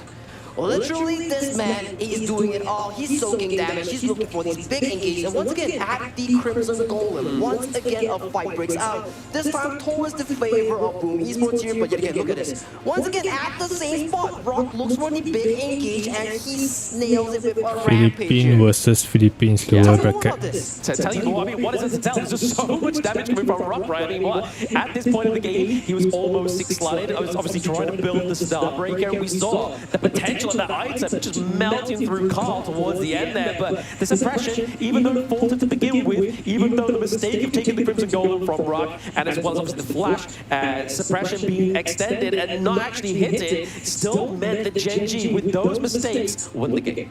Exactly, and Master Armorer, one of the all these like pop-ups that you can get if you can manage to fast hand and swap your items here. So definitely, Rock here showing us why and how it is to play Jing. You need high APM and you need to be able to item swap while you're redirecting your swaps with the Mirror Domain here. So definitely, good job for Rock. If he's not MVP, I don't know here, Black. Yeah, I mean, I can barely tie my shoes, so it wouldn't be me doing that. It is such a difficult hero to play, right? It is actually one of those heroes that you need to really master if you want to actually be good at. Yes. You need to be good, you need your dexterity needs to be right over there, you need to be like fast, you need to be strong, and I think that Sagi wants to say that he is actually the man, so I don't know about that. Well, interviews, ladies and gentlemen, is already done right over there. Mara's got the players with us, and let's see what is happening right after that.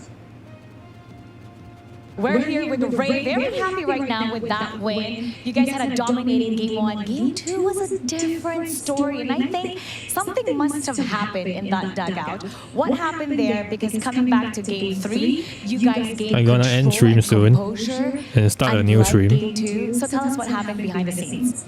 So basically, the first game went as planned. We played normal, we played slow. I need we Genji followed Jersey, them. bro. Second game, we took so many bad fights. We've given them what they wanted. They wanted to fight early, mid, and we've basically given them the fights they wanted and didn't go our way.